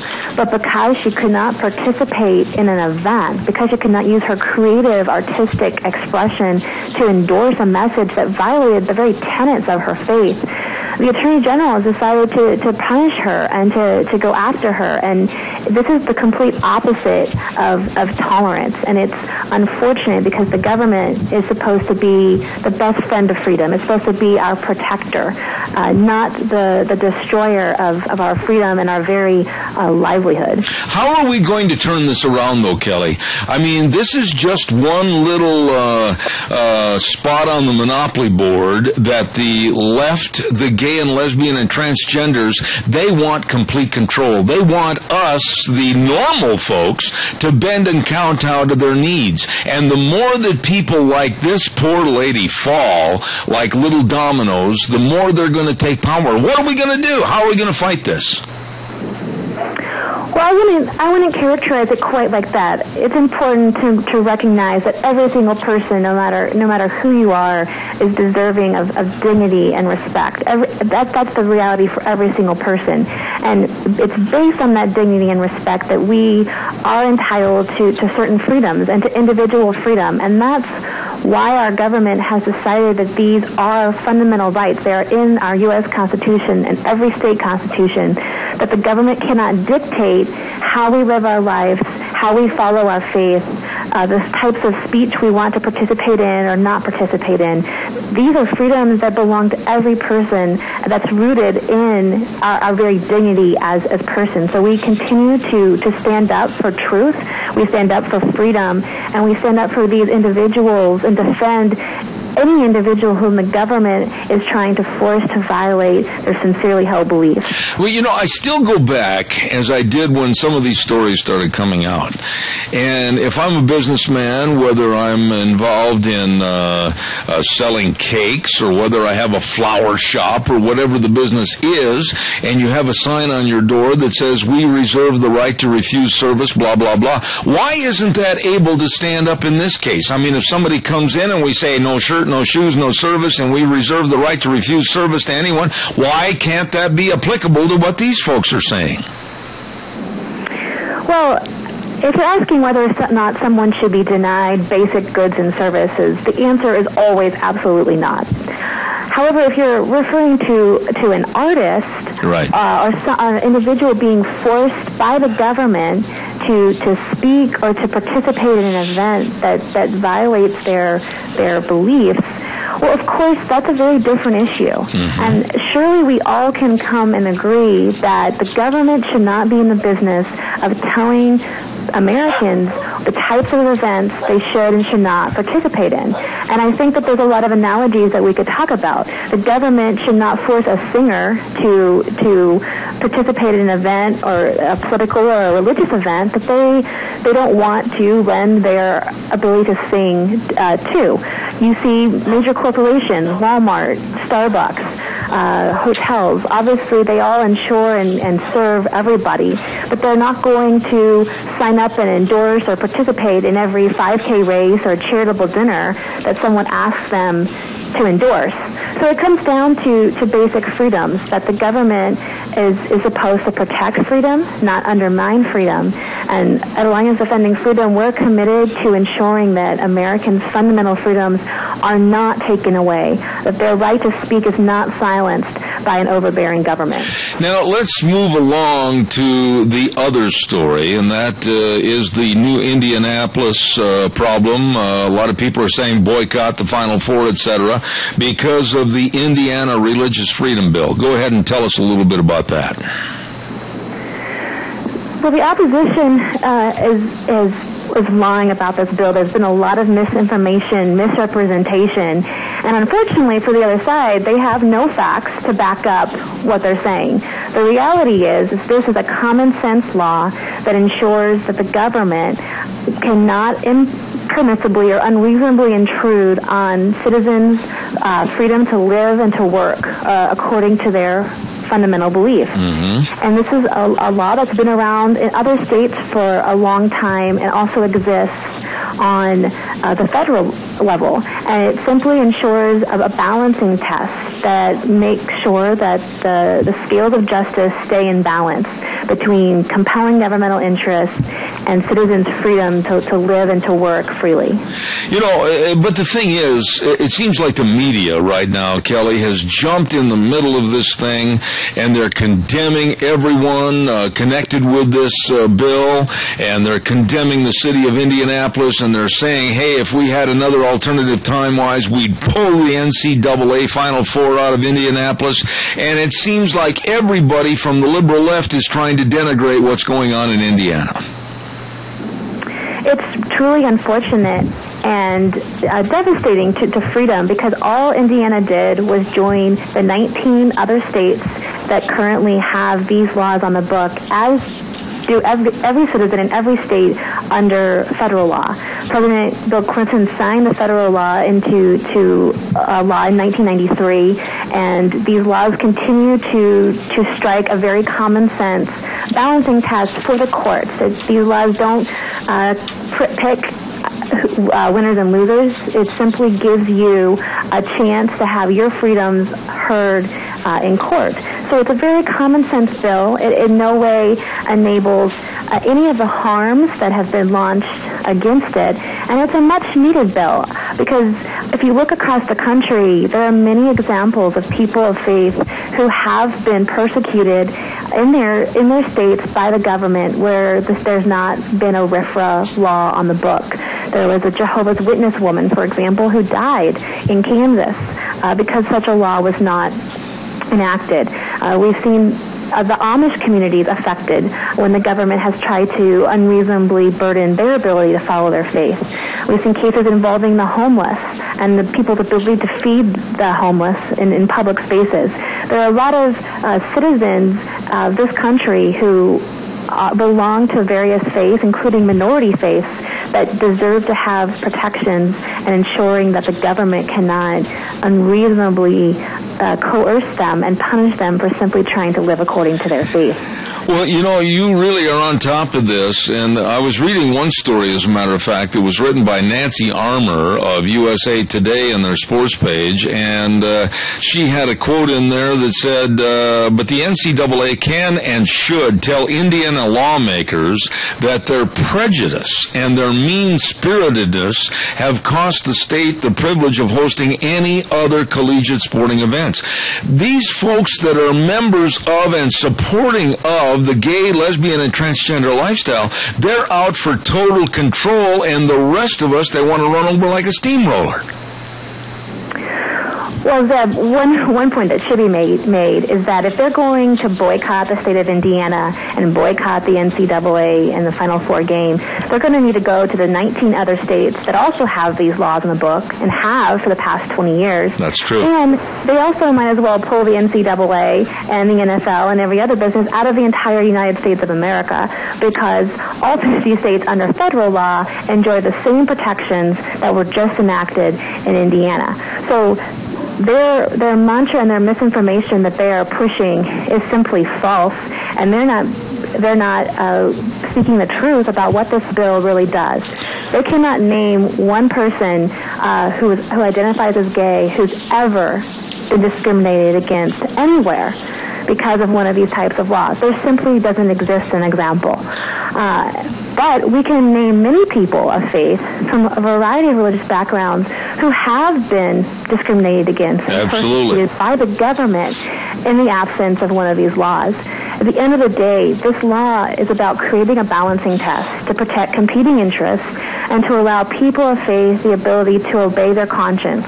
And I think that the firestorm that has erupted in Indiana, especially directed at the governor, is Exhibit A, that there definitely needs to be these kinds of protections for religious freedom. What do you think's going to happen, Kelly? I know Mike Pence personally, and the governor of Indiana, and I know many of the bigger and larger business people and owners of businesses in Indianapolis, one of which is on my program every week, and they are livid that they're afraid that somehow this law in their state is going to be repealed, and that they're going to see a lot of financial harm done to them, even though the other 19 states have an equivocable law on the books. Governor Pence was very clear yesterday on national news, stating that he was not going to back down. He was going to remain committed to defending this law and the citizens of Indiana who deserve to be protected. At the end of the day, every single Hoosier enjoys freedoms that are protected under this law. And so Governor Pence has said he's not going to budge. He's proud to join the other 19 states that have these laws in the book and have prioritized passing these types of laws. And this is why, at the end of the day, legislators around this country should pass these types of laws in their own states, because it's important to protect freedom and diversity of belief and not undermine these fundamental liberties. And this is a law that's good. It's good for the business community. It's good for the citizens of every state. Everyone should be 100% on board in ensuring that the government is not able to overreach and punish citizens for simply trying to live their lives according to their beliefs. We live in dangerous times. Kelly Fedoruk, I really enjoyed having you on the program this morning. Thank you for all your insight to these cases. We appreciate it, and we wish you the very best. But quickly, tell us how people can follow these stories with the Alliance Defending Freedom. If you go to alliancedefendingfreedom.org, that's our website, and a lot of our stories, including our client, Baronel Stutzman, the florist up in Washington State, we have updates on her case, as well as some of the other issues we've been talking about today as far as the importance of religious freedom goes. So check out our website, alliancedefendingfreedom.org. All right. Kelly, thank you so much. God's blessings to you. And come back again and talk to us in the future, would you please? Thank you so much, Zeb. God bless you. All right, take care. Thank you. Kelly Fedoruk with the Alliance Defending Freedom. And that court case with that poor lady that was involved in Arlene's Flowers in the state of Washington. And she might lose everything, because she, with her religious conviction, said, no, I don't want to put together the flowers for a gay wedding. And now, my goodness, the ACLU and everybody is after her, and it might cost that 70-year-old grandmother everything that she's worked for and saved for her whole life. It's absolutely despicable. Calls are welcome and appreciated. 436. Deanne, I am going to start that gentleman early on my program, right after I do a weather forecast. And the weather forecast this hour is brought to you by our friends at Urgent Care of Jerome, 133 West Avenue A, Suite B in Jerome. Minor emergencies, major care. Don't forget, they will see you today. You've got a hurt, you've got a sickness, you just stop on over there. Give them a call, 324-2004. Urgent Care of Jerome, 133 West Avenue A, Suite B in Jerome. And right now here is Michael Rogers' weather. Hello everyone, Michael Rogers for Zeb of the Ranch. I don't think it's going to happen, and we're a long way off, but there's a chance of snow on Thursday. So I'd throw that one in there, because it's spring weather, and spring is a transition period between winter and summer. So I always like to say you get everything but the kitchen sink. If it snows on Thursday, you're going to get the kitchen sink. Otherwise, 7 o'clock today, breezy, high of about 57 for today. And it's going to remain sunny throughout the week, except for Thursday, where you're going to slight chance of snow. Other than that, enjoy the weather. Stay on the weather, you guys. Thank you, Michael. Appreciate that. And the weather again this hour is brought to us by our friends at Urgent Care of Jerome, 133 West Avenue A, Suite B in Jerome. You know what? Your health is their number one priority, and they want to make sure that when you're feeling sick or you've got a little owie, hey, that's not convenient. They'll do the best to take care of you. Minor emergencies, major care. They will see you today at Urgent Care of Jerome. Call them at 324-2004. Really good folks. Real quick, too, I want to remind you about Mad River Laser at 502 East Street in Rupert. If you're a business and you're going to be giving your business maybe something to pass out to the public, maybe you want to treat your employees to jackets and shirts and caps, maybe, of course, you've got employee recognition, maybe some plaques are necessary. All of this and much more at Mad River Laser, 502 East Street in Rupert. Nicole and Alex Pratt, and don't forget, they can make anything. They're doing all my sweatshirts and my t-shirts, my jackets, my caps, because they are the best. Mad River Laser, 502 East Street in Rupert, right on the square. You stop over and see them today. We have a guest with us in the studio, and I'm going to start him a little bit early this morning because he drove all the way out here, and I just feel compelled to give him a little extra time. He is not only the pastor of Emmanuel Lutheran Church in Twin Falls. Roger Settlemyer is the pastor's name, but he is also a dyed-in-the-wool Chicago Cubs fan, which makes him and I both a fan to annual losers. Move that microphone real close to you. It's real sensitive. Go ahead, please. How are you, sir? Good, Zeb. How are you? I'm fantastic, and I see you wore your Cubs 1908 World Champion shirt. Hopefully it hasn't been around since 1908. And also your Chicago Cubs cap. Now, this is a big week because we're going to leave spring training and play for real. Yes. Yeah, I'm excited about this year. I think the Cubs are going to improve over last year, and I don't know, maybe in a couple years we'll be able to make the playoffs again and maybe get a world championship. Now, why are you pushing that apple cart that maybe this will be the transition year? You know we've had our heart broken every year cheering for the Cubs. They're never going to be anything but losers, are they? Well, you know, the famous saying for Cubs fans is maybe next year. Yeah, but I'm 67. And you, as a young man, used to go watch him in spring training over there in Arizona, didn't you? Yes, I grew up in Tucson, and my dad was a big Cubs fan. He was a sportscaster for CBS in Tucson, and so I would always go watch the Cubs in spring training, and during the year we'd go to California and watch them play the Giants and the Dodgers and the Padres. And so after all that, and all the ineptness, and all the coming close a couple of years ago and then having it taken away by a fan in the stands, you're still a Cub fan. Still a Cub fan. Okay. Yep. Pastor, I wanted you out here this morning for the real reason of the conversation this morning, and that is Easter. And I wanted to start a little bit early because am I wrong in my thinking that Christmas, Easter, and other religious holidays, basically the importance doesn't seem to be as much as it used to be? Oh, I think that's true. Yeah, I think that things are changing, especially in our country. I think we went from years ago playing home games to now playing away games. We're in a culture that's no longer Christian, and I think we're finding ourselves very much in a culture similar to that in which St. Paul and the first Christians found themselves, a culture that's moving further and further away from Christ, away from the church, and so that brings challenges to the church, but I think it's also an exciting time for the church. It's an opportunity to share the message of what Christ has done for us and talk about His resurrection, and to see how the Holy Spirit works in this culture. 50, 60 years ago, we had a culture that was, mainly Christian, and that's no longer the case today. Why? I think just the secularization of our society, and people talking about, separation of church and state means no church. Yeah, but right there I got to stop you. That is one of the most phony statements I've ever heard in my entire life, separation of church and state.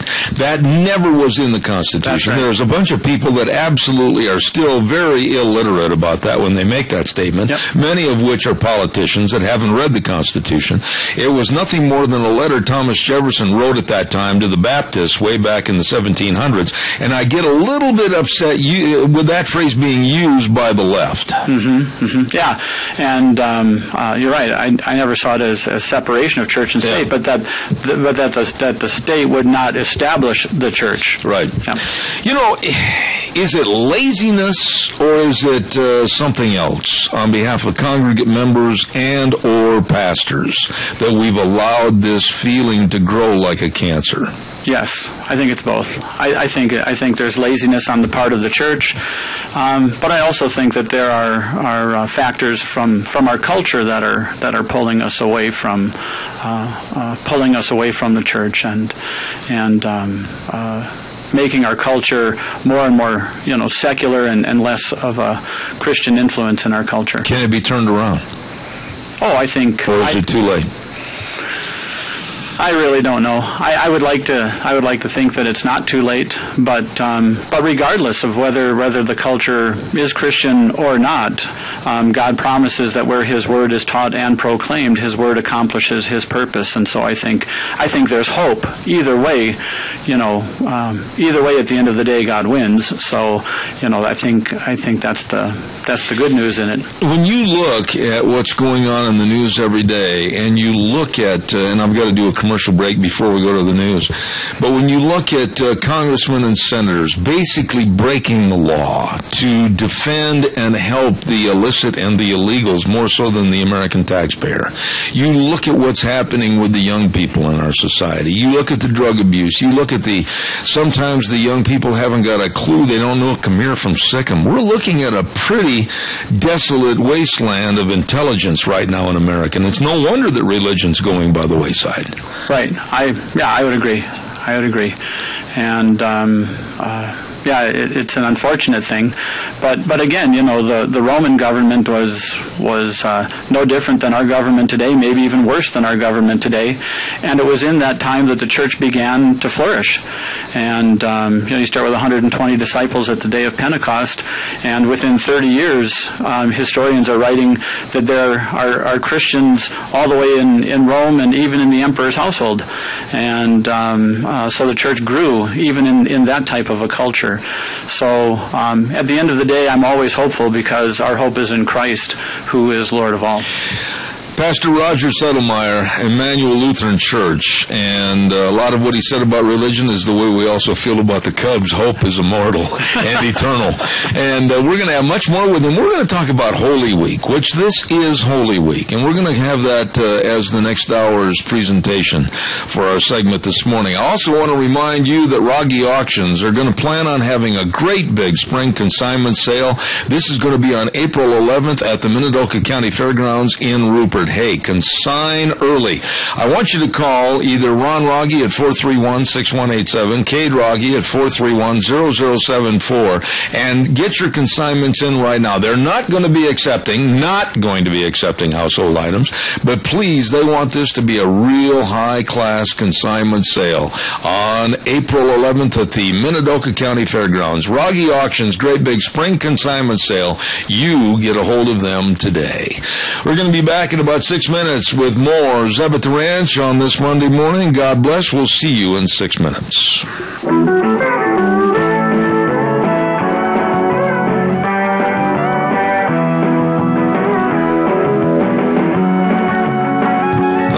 Welcome back. Hour number 3 is Zeb at the Ranch on a Monday morning, and beautiful weather outside. We should really be doing this on my sun deck, as a matter of fact. And thank you very much to our major sponsor, all 7 of your Magic Valley Les Schwab Tire Centers, our major sponsor. Great big tire sale going on right now for spring.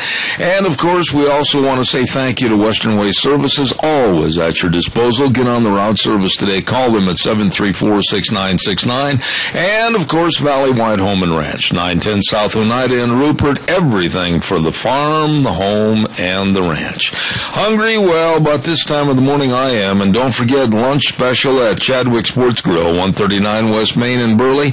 Today they're going to have meatloaf and gravy served with side choice of veggies, soup, or salad. Now, I mean, that's a blue-collar working lunch. Get in there and enjoy. The food's always great. Service fantastic at the Chadwick Sports Grill, 139 West Main in Burley, with today meatloaf and gravy served with the sides of veggies and soup. Okay, going to be good. Also, I want to remind you, too, that we have Vicky's Country Garden is going to be starting up again on Thursday at 10:32. And Vicky's Country Garden, located, of course, at 185 South, 600 West of Paul. Number to give her a call, 438-5663, or call her on her cell phone. Bother her when she's trying to get away from the phone, 431-5667. Don't forget all your gardening needs at Vicky's Country Garden in Paul. And our program with her starts on Thursday at 10:30. We get a chance right now to visit with a gentleman that was just here briefly last hour, and he is the pastor of the Emmanuel Lutheran Church in Twin Falls, Pastor Roger Settlemyer. Excellent pastor, really enjoy his services, and besides that, he's a Cubs fan, so he's a straight down-to-earth guy. Good morning, sir. Good morning, Zeb. What is Holy Week, and why do we celebrate it as Christians? Holy Week is the opportunity for God's people to remember the great work of Jesus' salvation, the reason that he came. John the Baptist said that Jesus is the Lamb of God who takes away the sin of the world, and during Holy Week we have the opportunity to make that trip each year into the Valley of Lent and into Holy Week, that we might travel with our Lord to the cross and then to the empty tomb where Jesus rose victorious from the grave. And we have the opportunity to celebrate his victory over sin and death and the power of the devil. You know, I can remember growing up, of course I'm much older than you are, that Lent season at our church back in Wisconsin, it wasn't a matter of, I think I'll go to Lent service on Wednesdays. Boy, Dad and Mom, I mean, you came in the house after your chores were done, you gobbled down supper, and off to church we went. And then, of course, the Maundy Thursday service, and then the Good Friday services, and then, of course, sunrise service. I can never understand why Mom and Dad always want to go to sunrise service, but now I'm hooked, and we're going to be there at the sunrise service.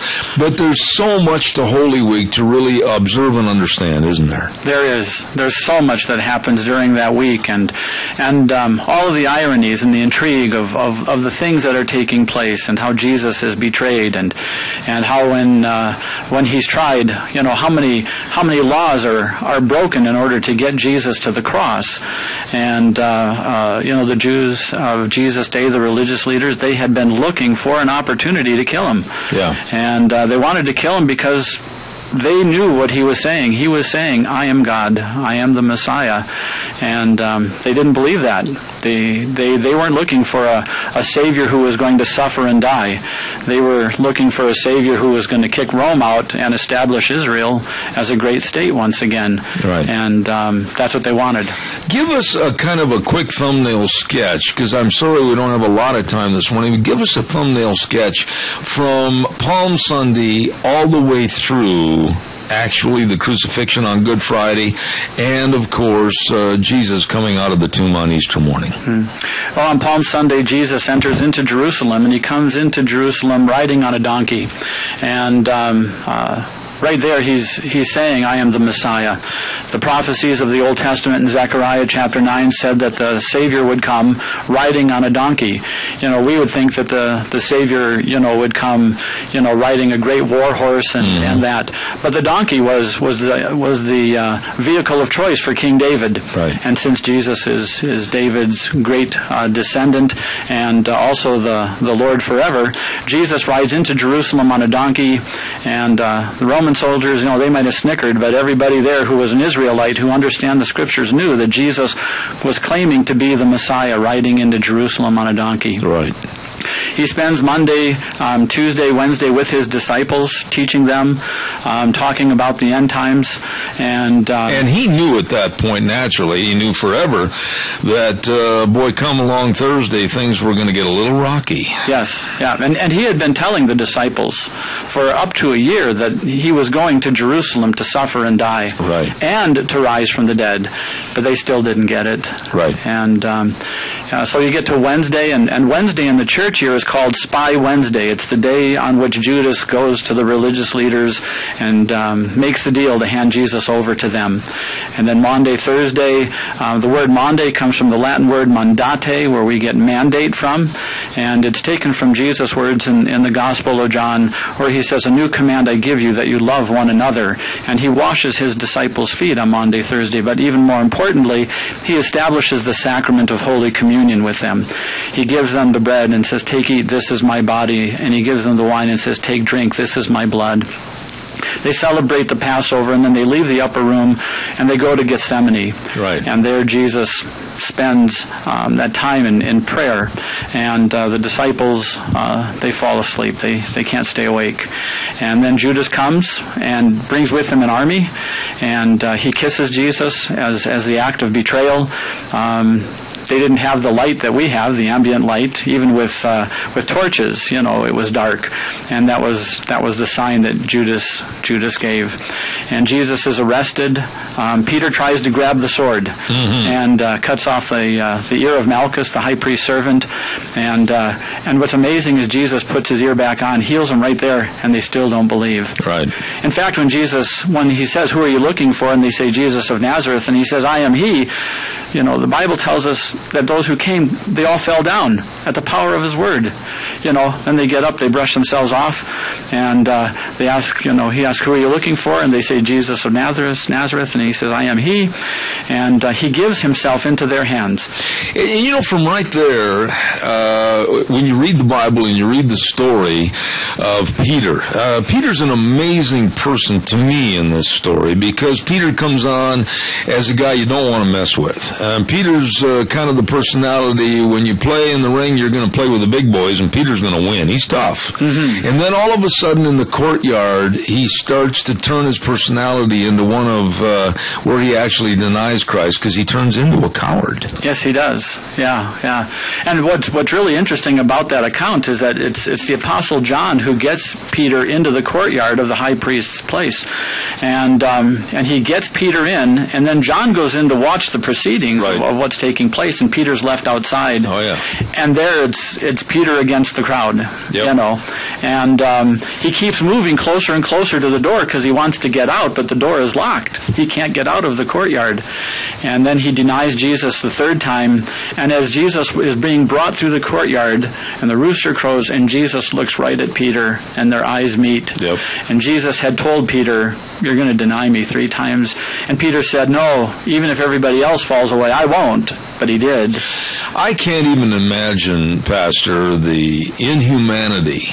We talk about inhumanities to man today as to what's happening with atrocities and war crimes and everything. But what the Romans did to the people in those days prior to a crucifixion, it was absolutely horrendous. It was horrific. Yeah, it was. It was terrible. And the message was clear. Mess with Rome. This is what you get. This is what you get. Yeah. And crucifixion was absolutely one of the worst ways you could ever die. Right. You died by suffocation. That's right. Yeah.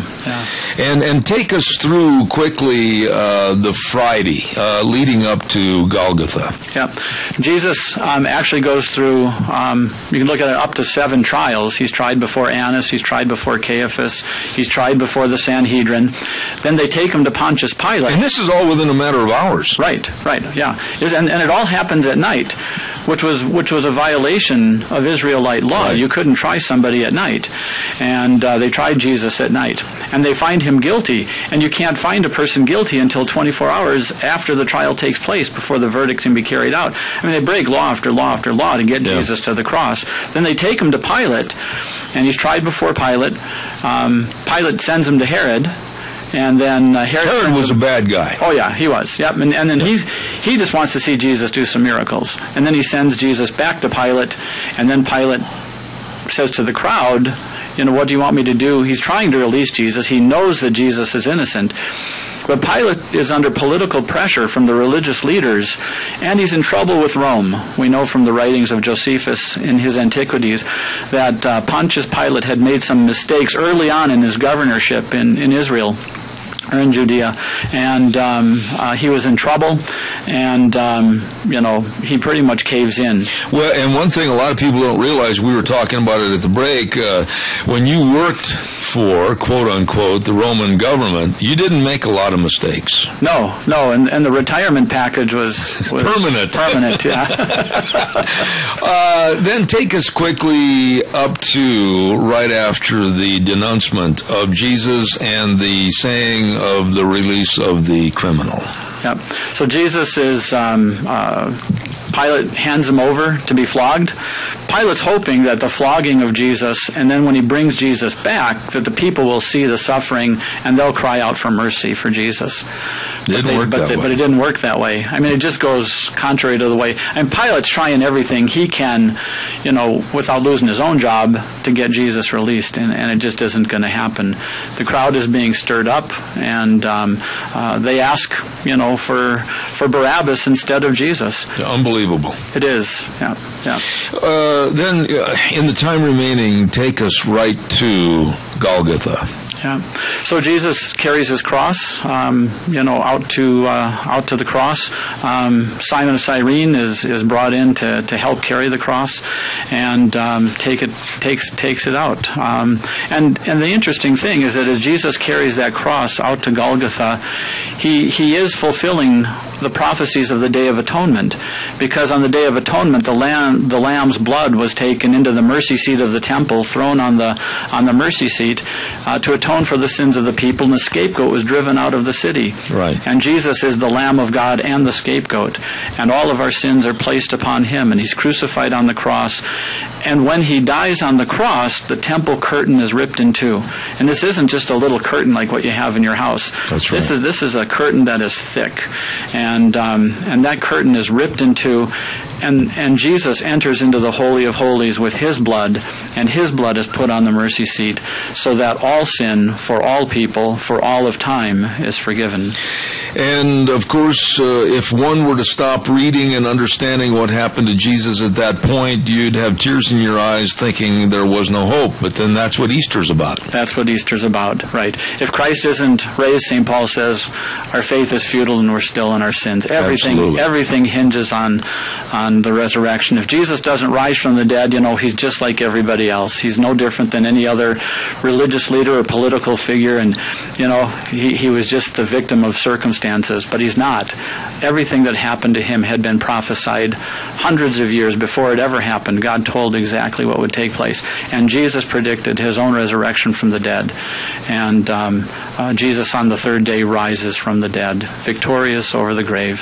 Tell us a little bit about what happened in that sequence to find that the tomb and the rock had been rolled away.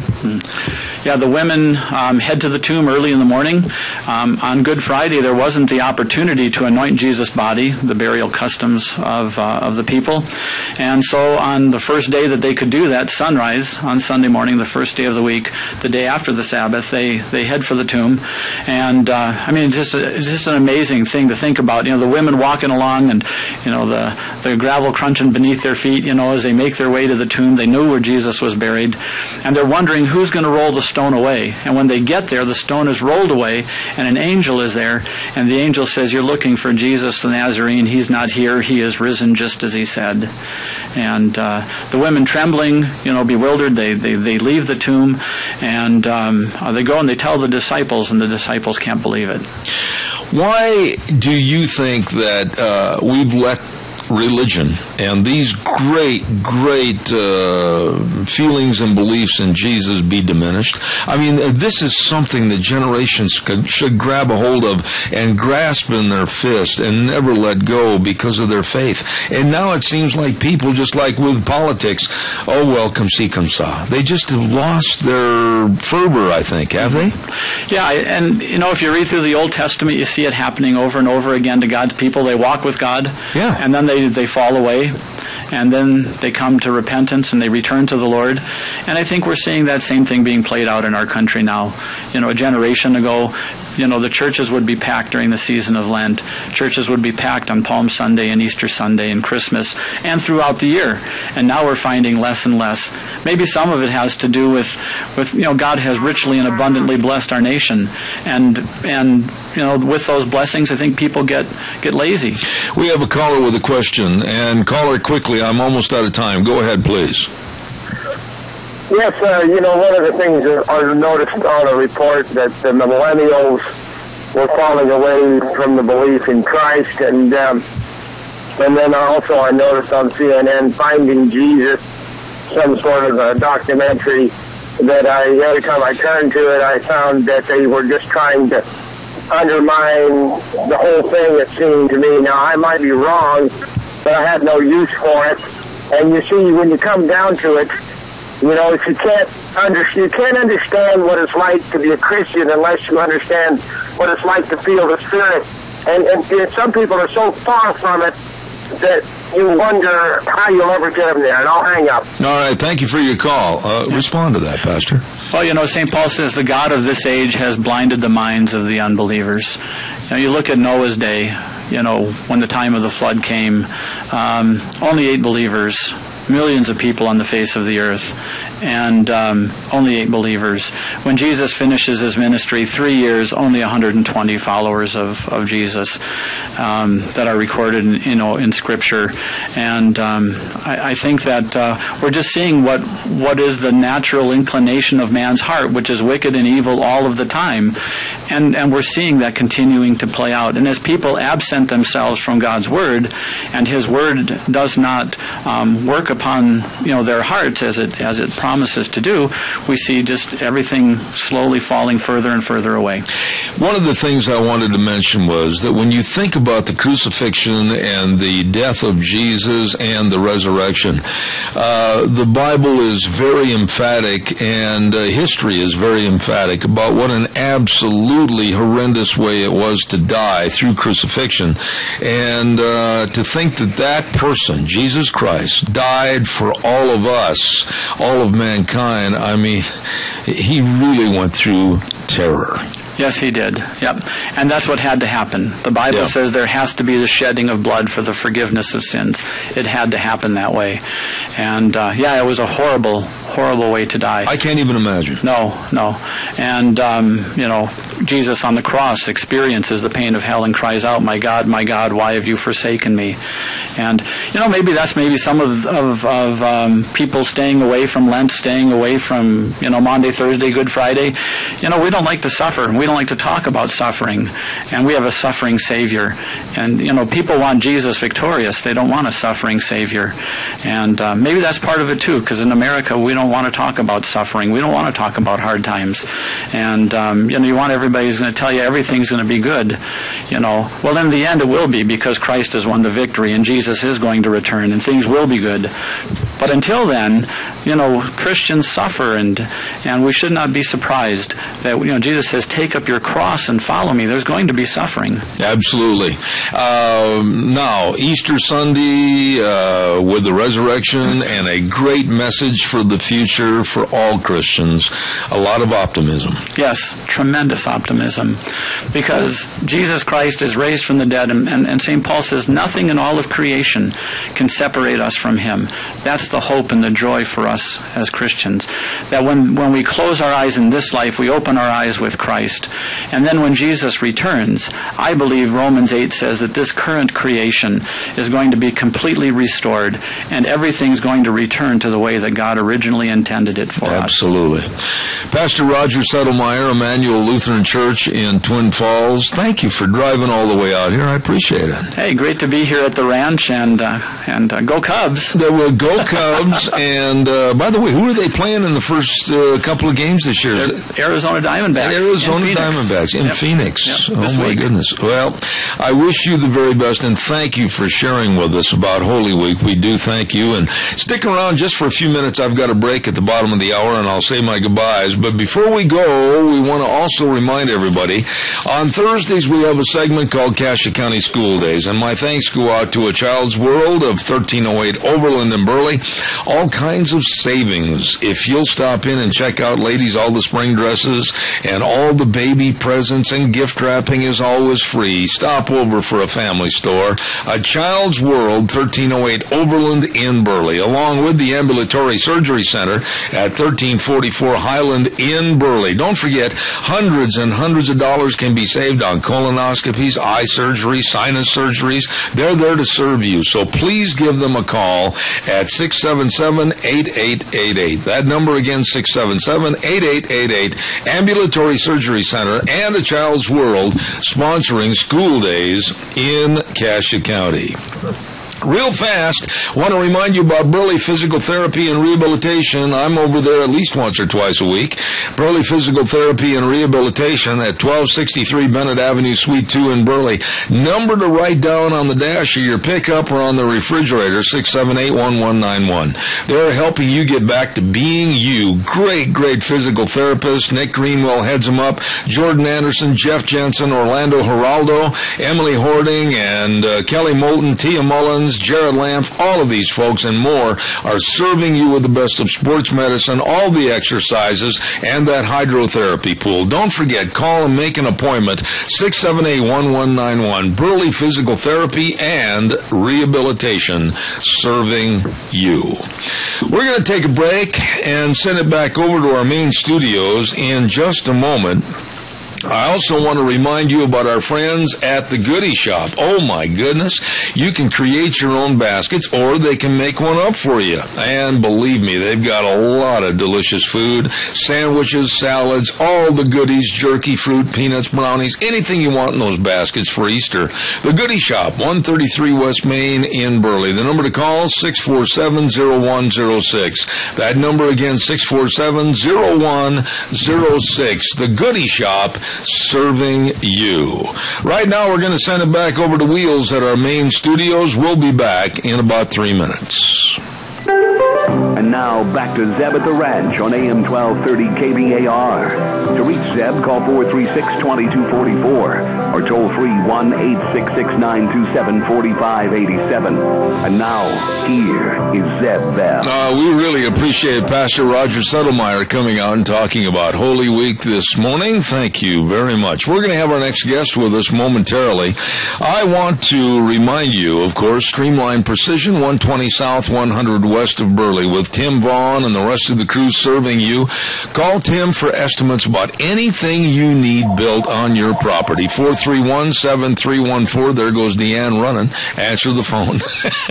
Don't forget, Streamline Precision is a family of companies providing construction, excavation, and fabrication services, and they can build anything. And right now, too, don't forget, on the farm storage for grain bins, they're an authorized dealer in Sioux Cup, Chief Malin, and Nucor buildings, and they're building the brand new Funk Dairy right here south of Murtaugh. They are experts in constructing agricultural buildings, grain silos, and commercial steel buildings. Give them a call for an estimate, 431-7314. Streamline Precision, 120 South, 100 West of Burley. The pros building for you. And real quick, too, don't forget, I love this store and I love the fudge, the bookstore and office supply, 515 5th Street in Rupert. I'm starting to drool thinking about it. Becky and the rest of the crew with that delicious fudge, all the different flavors just for the Easter baskets, and all the peanut brittle. I love peanut brittle over at the bookstore and office supply. And they're going to have right now 20% off on all their clothing, 45% off on all the books. You be sure and stop over and see them today at 515 5th Street in Rupert, the bookstore and office supply serving you. Let's go to the phone lines right now, and with us we have Senator Dean Cameron. Good morning on our Idaho Legislative Update. Good morning, Dean. Yet, sir. Oh, he hasn't? No, he did call at the beginning of the hour, but I did let him know that he was supposed to be on at 10:34, but he has not called in yet. Oh, well, I'll tell you what, Deanne, if you would try to call Dean real quick and remind him, we've been at 10:30 on this segment ever since it started. Hopefully he'll call back in the next couple of minutes, and we'll get him on the air. While we're waiting for Dean to call in, here, Deanne, I'll give you that number real quick. Call that and remind him to give us a jingle. Thank you very much. Let's see, what else can I tell you about? Denny's grand opening. My goodness sakes. Yes, sirree, Bob. Don't forget Denny's grand opening in Twin.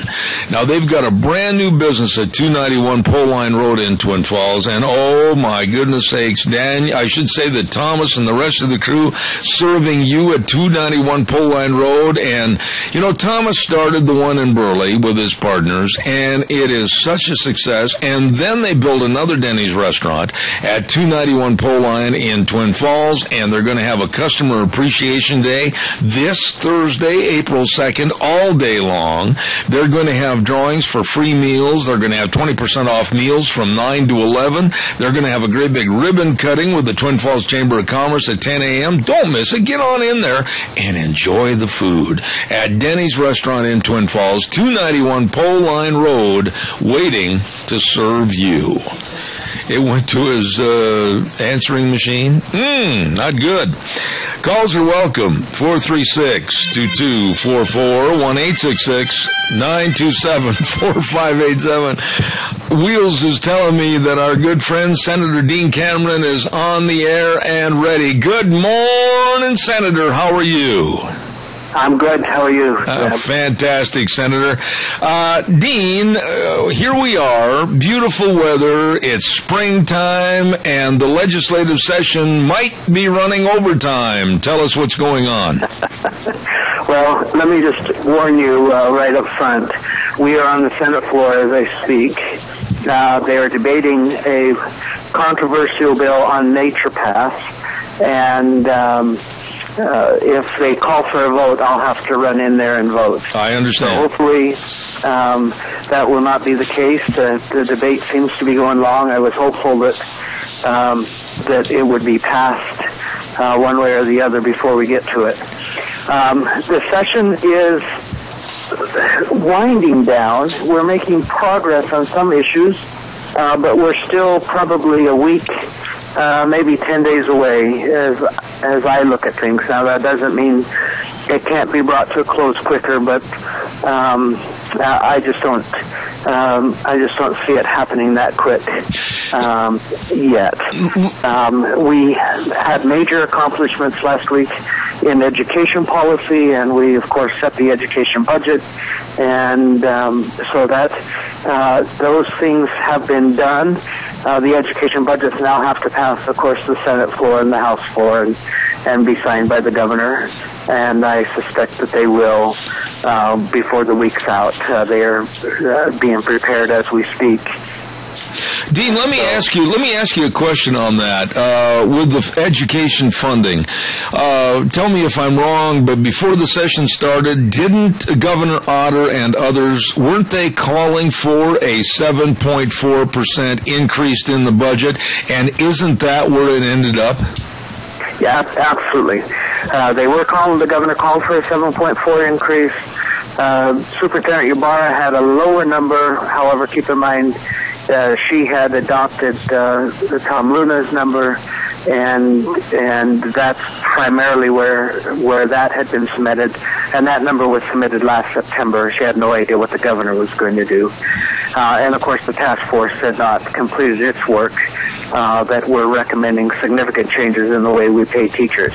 So that's where it ended up. It's slightly different than the governor's budget in that the governor only recommended or had anticipated an additional 85 support units or classroom units. A classroom unit is just like it sounds. It's the number of services needed for a classroom. We were 50 below what we had projected last year, and the legislature felt like the more appropriate number was about 167 based on a third-year or three-year rolling average. And with that, the numbers moved around inside that 7.4. We provided a little less on the salary component, a little more in the discretionary component, and then there were a few other line items that were slightly different than the governor's. But the total dollar amount was the same as what the governor had recommended. All right. Now, one of the things I wanted to ask you about, I understand that it raised the pay on the beginning teachers and also, correct me if I'm wrong, I think gave like $16.1 million in teacher bonus money. So there's an always appreciated fact in education funding for this year. Yes, there is a dramatic increase in the funding. The proposal that passed, that's really not part of the budget. I mean, the budget funds it, but the proposal that passed set in place a 5-year phase-in in how we teach, how we provide for funding for teachers, or how we provide for money for teachers. Now, keep in mind the local school district sets teachers' salaries, and what we do at the state level is we send the money to the local school district based on a formula. And that formula is what was changed. In the past, you could look at it in code, and unless you knew exactly how it worked, you couldn't derive out of it how much money was being provided for each teacher based on how many years they were there and their education. This actually makes it a little simpler to understand. It categorizes teachers in essentially two classifications initially, a third one down the road. The first classification is those beginning teachers in their first 3 years of teaching. The second classification are those professionals who have been here longer or have been teaching longer than 3 years. And then the third are those that we would call master teachers. In other words, they have achieved well beyond that professional status. We do give some credit towards their education level. It used to be that there were 8 steps of education level. Now there will really only be 3. And their funding is then tied based on their years of service and their level of education, and then tied based on where they qualify. Okay. We do provide some additional money for what are called leadership premiums. This is money for school districts to use to keep or attract a specific teacher or somebody who they really feel like is going beyond and above. And then we do provide, in the third year, we will add some additional money based on the law. We will add some additional money for teachers to be rewarded under the bonus type system that you talked about based on performance. All right, now I'm going to interrupt you right there, and I'm going to say that any moment if you have to run in the room and vote, don't worry about it. But I want to ask you quickly, Dean, what about transportation money? I know that the papers seem to intimate that road money was going to be coming in bits and pieces. Explain those bits and pieces. You know, it's been a little difficult for us to follow over on the Senate side. Of course, we're extremely busy handling the bills that are in front of us. And on average, we'll have somewhere around 1,200 bills that get introduced in the legislature. We will debate or have it before us in committee somewhere around 700 to 800 bills, and about 300 of them will become law. And of course, most of those are fixes to last year. So last week, we saw a number of pieces of legislation introduced on the House side on transportation. Some of them addressed registration fees, some of them addressed gas tax, some of them addressed a combination of doing those things, plus taking money from the general fund being sales tax, income tax, corporate income tax. And then we also saw a major piece of legislation introduced by Majority Leader Mike Moyle and Speaker Scott Bedke that would do a combination of things. It adjusted our income tax at the state level, which is on a bifurcated based on your level of income. It adjusted to a flat tax of 6.6. It did away with the grocery tax credit, but then also did away with sales tax on groceries. It then also added funding about a 7-cent increase on gasoline tax. Mm-hmm. So it was a combination approach. I'm not sure that and I know the Speaker is pushing very hard on it, but I'm not sure at the end of the day that meets the Senate muster, and I'm not even sure if it makes it over to us in the Senate. I think there's a lot of consternation about most of those plans that either use general funds or change major tax policy, all as one rolled up bill. Dean, is the transportation issue one of the keys as to why you're going to have to stay in session a little longer, or is there another item that we need to discuss quickly as to kind of the fly in the milk? No, transportation is the key reason that we will be here longer.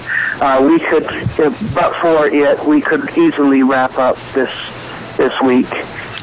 We could easily wrap up and probably could have wrapped up last Friday, but for transportation. The governor has made it very clear that he wants this to be addressed, particularly now that the education pieces have been addressed as he desired. And he's even indicated that if we adjourned without addressing it, he would call us immediately back into a special session. Which may have to happen, but I'm hopeful not. I'm hopeful that at the end of the day we can address it and find a solution. All right, go ahead, Dean. I'm sorry. Go ahead. Well, and let me just say, my reservations for using the general fund come in twofold. Number one, it competes with everything else that we have to fund, which most budgets are still below 2009 levels. Because of the downturn in the economy. But secondly, it gives whoever is in the position of authority, either the JFAC chair or the transportation chair or leadership positions, it gives them tremendous power on determining where the roads are built. And, looking down the road, that is not a system that we want to get into. And those that are pushing it really hard, I believe, feel like that they have the votes and the ability to, down the road, make sure that the majority of the roads are repaired are in the Ada and Canyon County area. Right. And so that bothers me. I think our current system, where we have a transportation board determining where the roads are built, is the appropriate system. And the only way to keep it that way is that you have to keep it being used by gas tax and registration fee or dedicated fees, no general fund fees, no general fund tax dollars going towards it. Well, it sounds to me like you're going to be sitting in session tomorrow when you could be at Heyburn enjoying the governor's capital for a day. Yes, I wish I was there. I wish I could come. They had contacted me early on, and I was hopeful that I'd be able to be there, but I will not be able to. And just to report real quickly that you've been bringing people up to speed, I'm certain, on the flag bill that allows the governor the authority to fly flags at half-mast. Yes. That has passed the Senate. It is now over to the House. Representative Wood is going to pick the ball up from where I left it off, and hopefully he will be able to get it out of committee. Hopefully, I think either Tuesday or Wednesday of this week. I'm hopeful that they will hear it, and then it will go to the House floor, and if he's successful. So I just want to jump in. I want to jump in and give you kudos over something. I have had numerous calls from people that were up there, and they said you, Senator Dean Cameron, did an excellent job in helping that bill S1155, and kudos to you. Well, thanks so much. Well, and I certainly appreciate your support. I appreciate the support of everybody who's called and left messages. Encourage them to continue to do so, particularly for the House members. The Senate has acted upon it now, so now we need to get the House members to act upon it. And of course, where it's in the waning days of the session, I'm nervous that we will run out of time, or a chairman may decide not to hold a hearing on it. But I'm hopeful with Speaker Bedke's influence and Representative Wood's influence that it will be heard in the House and be passed. All right, State Senator Dean Cameron, a dear friend. I know you got to gallop back in there and vote, so thank you so much for your time on the program this morning. No problem. Thanks so much, Zeb. Good to talk to you. God bless. Thank you very, very much. State Senator Dean Cameron, and he's been so instrumental in helping people with the various causes and bills, etc. And I know that George Mass is listening, and he would say, too, that Senator Cameron did an excellent job helping him on that Senate Bill 1155, which now is going to the House for a vote, and hopefully everything will be passed. Holy cow. Excuse me, choked to death. We've got to get the weather forecast in here. And the weather this hour is brought to you by Scarro's Meats. 331 North Road, Jerome. My goodness sakes, they're selling taste one bite at a time. Let me tell you quickly about that tax return meat package for just $300. Listen to what you get. Ground beef, rump roast, New York steaks. You get pork chops. You get bacon. You get brats. You get chicken. You get cheese. Oh, my goodness, it's fantabulous. That $300 tax return meat package. You better check it out today at Scarro's Meats, 331 North Road, Jerome, selling taste one bite at a time. Here now, Michael Rogers weather. Hello, everyone. Michael Rogers for Zeb of the Ranch. I don't think it's going to happen, and we're a long way off, but there's a chance of snow on Thursday. I'd throw that one in there, because it's spring weather, and spring is a transition period between winter and summer. So I always like to say you get everything but the kitchen sink. If it snows on Thursday, you're going to get the kitchen sink. Otherwise, sunny clouds today, breezy, high of about 57 for today. And it's going to remain sunny throughout the week, except for Thursday where you get a slight chance of snow. Other than that, enjoy the weather, stay on the weather you got. Thank you very much. And don't forget, you call them or stop over to Scarro's Meats, 331 North Road, Jerome. Telephone number 324-7657. They are selling taste one bite at a time. We've got to regroup here a little bit. How about giving me a call? Come on, get on the landline, give me a call. The weather this weekend, Saturday, holy moly, it was blowing and the trees were about tipping over, and then all of a sudden yesterday, just absolutely a picture-perfect day. Give me a call about any subject. We'll wrap up the program this morning. Give me a jingle at 436-2244, 1-866-927-4587. Love to hear from you. By the way, I mentioned that bill, Senate Bill 1155, now goes in front of the House. And my dear friend George Mass has done so much, along with his lovely wife Donna and others, to help build and put up on private ground and funded by private citizens the Idaho Roll Call Memorial Monument. And it's located in Rupert, and it pays tribute to all the fallen soldiers of Idaho. It's just an absolutely beautiful display. And they're asking in this bill that the United States flag be allowed to be flown at half-staff in honor of the fallen soldiers. And so I'm asking you, too, to give a call. Here's the number up there at the State House, 332-1000, 332-1000, and tell them you want the House to vote yes for that bill. Senate 1155, I should say bill number 1155, and that number to call again is 332-1000 in your support. Okay? George has put a lot of time and effort into that, and we really appreciate him. Hey, give me a call. While I'm waiting for your call, which I know is coming in, I want to remind you about a great big spring tire sale. Holy smokes, have they got some low prices on their tires, and their best tires, too. On sale, they've got passenger car tires and all the pickup and SUV tires. They've got the Open Country AT2 on sale, outstanding traction, long-lasting tread, and that's for your pickups and SUVs. And then for your passenger car tires, caller, I'll be right there. Don't forget the Eclipse tire, all-season traction, advanced design tread on sale. Convenient credit for tires and services, best tire value promise in the industry. So you stop in and see Lane and Rupert, Dave on Blue Lakes and Twin, Mike and Buell, Mike and Jerome, the Twist family in Paul, John on Poline in Twin Falls, and Randy on Overland in Burley, your Magic Valley Les Schwab Tire Centers. Good morning, caller. You're on the air. Yeah, this is Willie from Utah. I'm passing through again. Yes, sir. And I wanted to say, I heard that Idaho legislature passed a bill that basically allowed Vermont carry, that people can carry concealed weapons in the state without having a license. Is that correct? That bill has not been passed without a license. As far as I'm aware, it hasn't been, and I must be all of a sudden under a rock because I didn't think that passed, and I will personally, the minute this program's over, call and verify it. What are your stands? What are your stands on that? Let me know what your feelings are.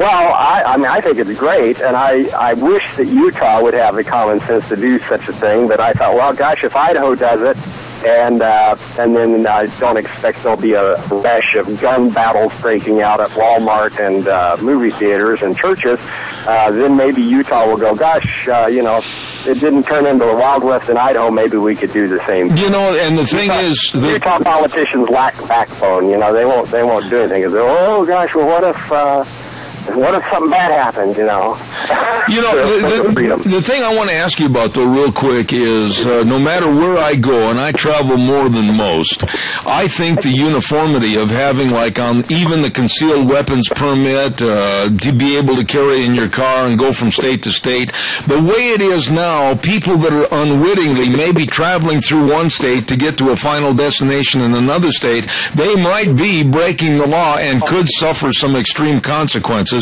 And I am a big fan of uniformity in all of the 50 states. Your thoughts? Right.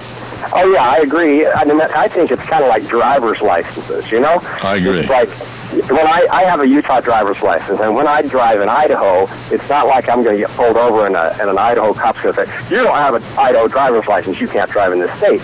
So a concealed permit should kind of be the same way. If you've got it in one state, it should be good in any state. I mean, that's kind of what,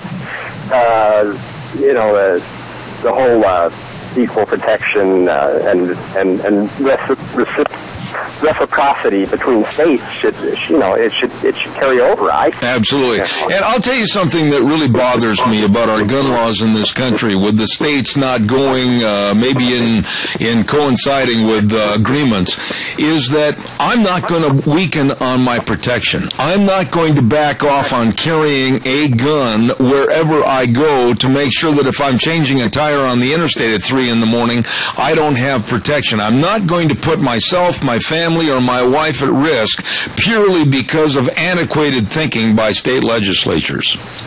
Yeah. And I'm also interested on the gun issue. Like, Obama's done this thing to, try to ban bullets through, using the ATF and stuff like that, basically through executive order. Yes. And I'm curious as to what Republicans are going to do about that. What, whoever the candidate ends up being, will they pledge, I'm going to undo that, or even they should undo every one of executive orders the very first time they get in office. But I'll bet you none of them will commit to doing that. I'd be surprised if they would even commit to doing it when it comes to things like guns or the coal power plant issues or any of that kind of stuff. I'm so afraid we're going to end up with another Democrat light candidate for president like Jeb Bush. I am absolutely bad stuff. I share your concerns. I've got to leave and get to CBS News, but I want to tell you how good it is to hear from you. Don't make yourself a stranger. Call me more often. Appreciate it. Thank you so much. Well, I only travel through here once a month. I go visit my partner up in northern Idaho, but I do listen to your program and I enjoy it very much. All right. Thank you very much for your call. Thank you. Got to run and wrap things up for today, and we'll say, hey, Zeb at the Ranch tomorrow morning at 8:06. The way things were, the way things ought to be. Wheels, take it away, old buddy. You did a great job today. Thank you.